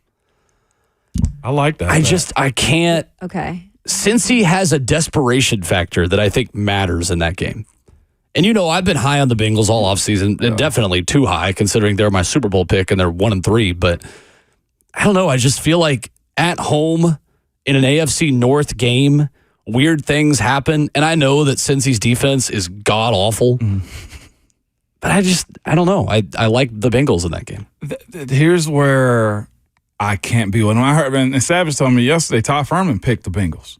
That's why I would too. Their favorites in this. They're 28th against the rush. I know. Baltimore's rushing offense versus this, and they're overall 27th in points given up at this point. Defense. Sometimes it doesn't make a lot of sense. Like it's like picking SEC upsets and like tricky road games in Columbia, South Carolina. Like the AFC North has some weird, again, voodoo magic to it sometimes that you get in college football and then the AFC North. I respect. I know that you know that as well as anyone. I respect the heck out of that point, man. Because you're right. It does just. How did y'all lose it in? Well, who's to say? It's like Pittsburgh's beat Baltimore 7 out of the last 8 times. Well, Baltimore's clear. I ain't gonna say clearly been a better team, but how? And Joe Burrow can't beat Cleveland. And the Bengals always lose to the Browns. How? Even when they're terrible. Like he can't beat Cleveland. And everybody else beats up on Cleveland. Yep. I know. But the best quarterback, supposedly one of the best quarterbacks in the division, can't beat them. It's yeah. All right. Would you bet it? Would you bet it, Will? Yeah, I would. Okay. You would bet Cincy? Yeah, I would. Okay. +2.5 at home? Absolutely. I think an AFC North home field advantage is worth more than the usual 3 points that you get as a home team in the NFL. Yeah. I would say it's maybe a 4-point advantage in Cincy. That's fair. At home in that game. And maybe they just needed to get that one win to get going. Because Joe Burrow is going to be Joe Burrow. I'm going to go to the Big 12, and for the second straight week, I'm going to bet against the Baylor Bears. Iowa State is getting 11.5 points. The Cyclones taking on a Baylor defense that I don't think is going to be good enough to slow down the not great Iowa State offense. But I think the bigger story here in this game is the Cyclones defensively, second best against the pass in college football. 102.5 yards per game. They're very good, Iowa State, through the air. Sawyer Robertson, the Baylor quarterback. I mean, Baylor has continued this long Big 12 losing streak. I don't think they're going to be able to put up more than 10 points in this game, to be honest with you. I think it's Iowa State -11.5 over Baylor. Okay. I'll take that. That's, Iowa State's not bad. Baylor, by the way, has tumbled. Baylor has tumbled. Ever since, whatchamacallit left. Yeah, Dave Aranda struggled this year. Yeah. Those bad situations. Struggled this year. So, yeah, Iowa State, the second best pass defense in the country, 102 yards per game through the air allowed per game. Dude, that's why. What are they taking over Iowa's defensive identity there? I was this close to taking Iowa plus 19.5 against Ohio State, too, for similar reasons. But decided to go with the Cyclones instead. Yeah. So, there you go. There's my third pick. Okay. My third pick, going with the heart again, Tennessee, Arkansas. Minus 13 Vols. Book it for me. 13.5. 13.5? Yep. Golly. Book it for me, though, for this basis. Number 2 defense as far as points allowed. Number 1 offense as far as points scored right now. Tennessee has seen quarterbacks that can move and get outside the pocket this time, be better prepared for a Taylor Green type of quarterback. The way I see it, the secondary has been solid as it can be, and getting Zalance Hurd back on the road to protect Nico is the reason I say the 13.5 is doable in Arkansas and Fayetteville. You just went into 1.5 speed. Talk about the Vols. I know, that Because I know rattling that off. I got to get quick. Yeah. I mean, well, this is also happens when I'm into it like that, too. You see what I'm saying? That's exactly my point. Yeah. Oh, let me I'm not mad about it. Yeah, and of course, it's Vols. Go Vols! I think it's a good pick. I think Tennessee covers, and I think that something new would have to happen for Tennessee to disappoint in this game. Something they haven't done before. And Arkansas's faced opponents to where if you are holding back, then you should be undefeated if that was the case. Yeah. Then they've played against teams that were competitive, that they should want. Oklahoma State is a competitive team. They should have won that game. Yes, exactly. So for my final pick, I'm going to stick with the NFL. And this is interesting, and I might be kind of going out on a limb on taking them as the favorites, but there is a lot of drama going on with the Las Vegas Raiders right now. As we all know, Devontae Adams has made it clear that he does not want to be there. Where he will go, I don't know, but he will go. Gardner Minshew has not been great by any means, and they've got some injuries there. They are headed to the Denver Broncos this weekend, where the Broncos are the 2.5-point favorite. The Broncos have not beat the Raiders in 8 straight tries. I feel at some point that has to end. I feel right now they have the less drama for once with their team. And while I don't think Bo Nix is blowing anything out of the water, I think that the home advantage will be good for them this weekend. I like them at minus 2.5. That's a good pick. I like it. I thought about doing the exact same thing. So, Bert, for his final pick. Oh, gosh. Is You're already laughing. ECU minus 8.5 at Charlotte.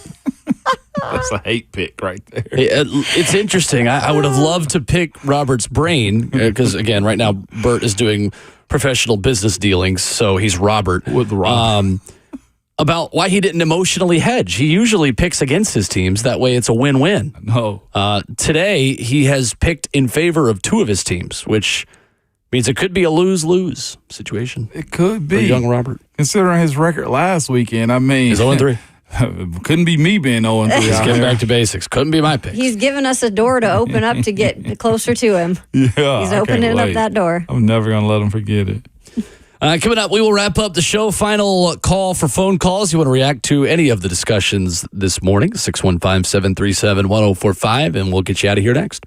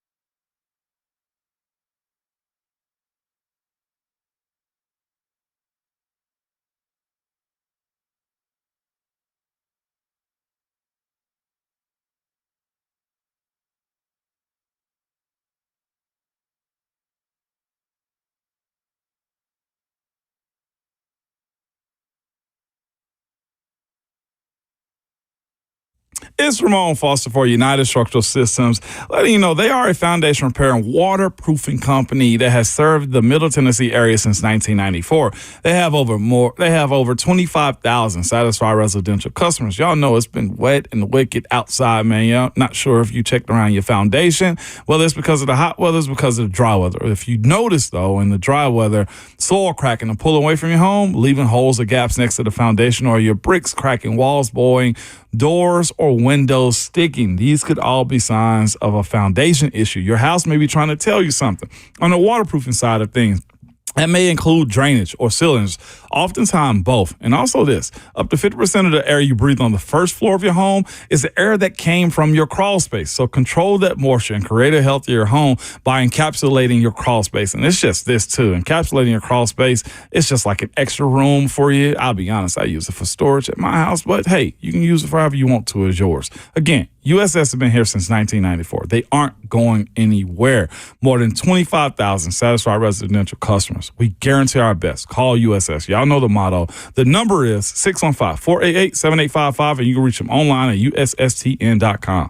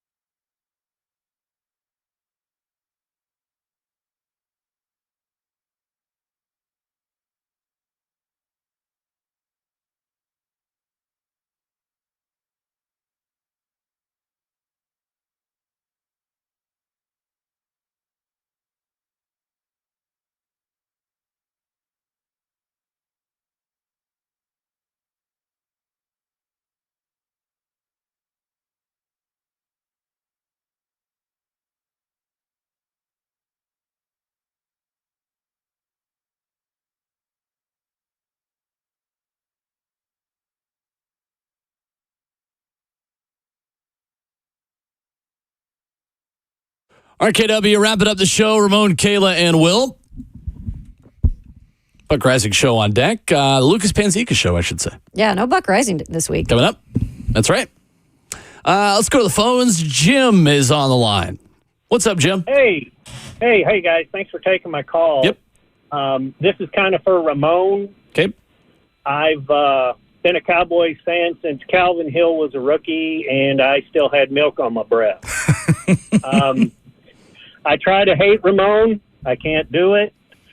But I just wanted to say Micah Parsons out, Tank Law out, Brandon Cooks out, Tony Pollard, a Titan. Mm-hmm. I was surprised when the game was 1.5, and I just expect the Cowboys to get rolled. So chalk a win up for Ramon. Oh, Jim, you ain't got to try to hate me, though, man. I get it. I know what my last employer was, and you're not the only one. Okay, just judge me for me. I love it.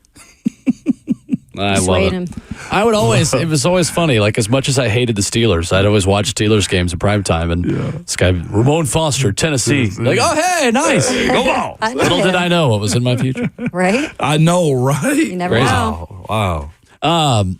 Tennessee fans are arguing about something amongst themselves on the internet. There was, I guess, rumors that the orange helmets were going to be back this weekend against Arkansas. That is not the case. Tennessee's going with orange breeches, though. Yeah. Okay. As Trey Smith would say, friend of the program. And white helmets.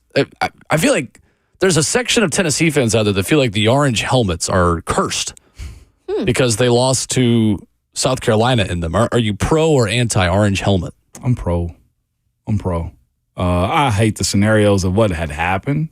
But that was going to happen because they had somebody cheating and stealing signals regardless. So we're going to be all right. There he is. What? I can't do that? There he is. I mean, you can do whatever you want. I never said you're wrong. Yeah, I know. You didn't push back on that one, Will. I think it's plausible that Connor Stallions threw Shane Beamer a couple signals. Threw him a bone. Hey, I'm not going to say it happened, but I mean, I think crazier things have happened. Crazier things happen. I mean, there's still the Deflategate out here, right? There's still that. But Spygate too. But all the gates, all the gates in New England. But no, I didn't got no problem with the orange helmets. I'd like to see them again at some point in time. Weren't the smoky grays or the black jerseys? Yeah, people try to say Checker Nealon was cursed for a while because they just kept losing big games when they would Checker Nealon because you kept doing it against like top 10 Florida and Alabama teams. So what did that tell Oklahoma? You just had a bad team is what you had, or not a good enough team. Just don't believe in jinxes at all. I was where they called Kayla out on hers this week, though, if it didn't go. Buddy, it didn't happen, so give it up. Jinxes are Let stupid. Let it rest. You're not going to call me out on that. Jinxes Maybe are stupid. in the future, you can call me out on something else, but that ain't it. No, I just wanted to get you like the field goal kickers. Oh, I mean, the commentators. I was confident. He's hit 54 straight field goals. I don't believe in a lot of jinxes either, but I said that because I thought it was more than anything very interesting information because they've done it on Monday Night Football against the Dolphins 3 times. Yeah. And then to make it 4, I was like, all right, they've got to get a win at some point. To that point, though, some teams have like just those roadblocks that they can't get. And Miami clearly has a Titan. There is something about the Titans of them that will not let them go by. Yeah. It is weird. I'm dead serious when I say this, and I know they don't have total control over schedules. But I'd be like, no more Titans on Monday Night Football with the Dolphins. If you're the Dolphins. No, that's easy money, Kayla. No, that's easy money is what you call that one.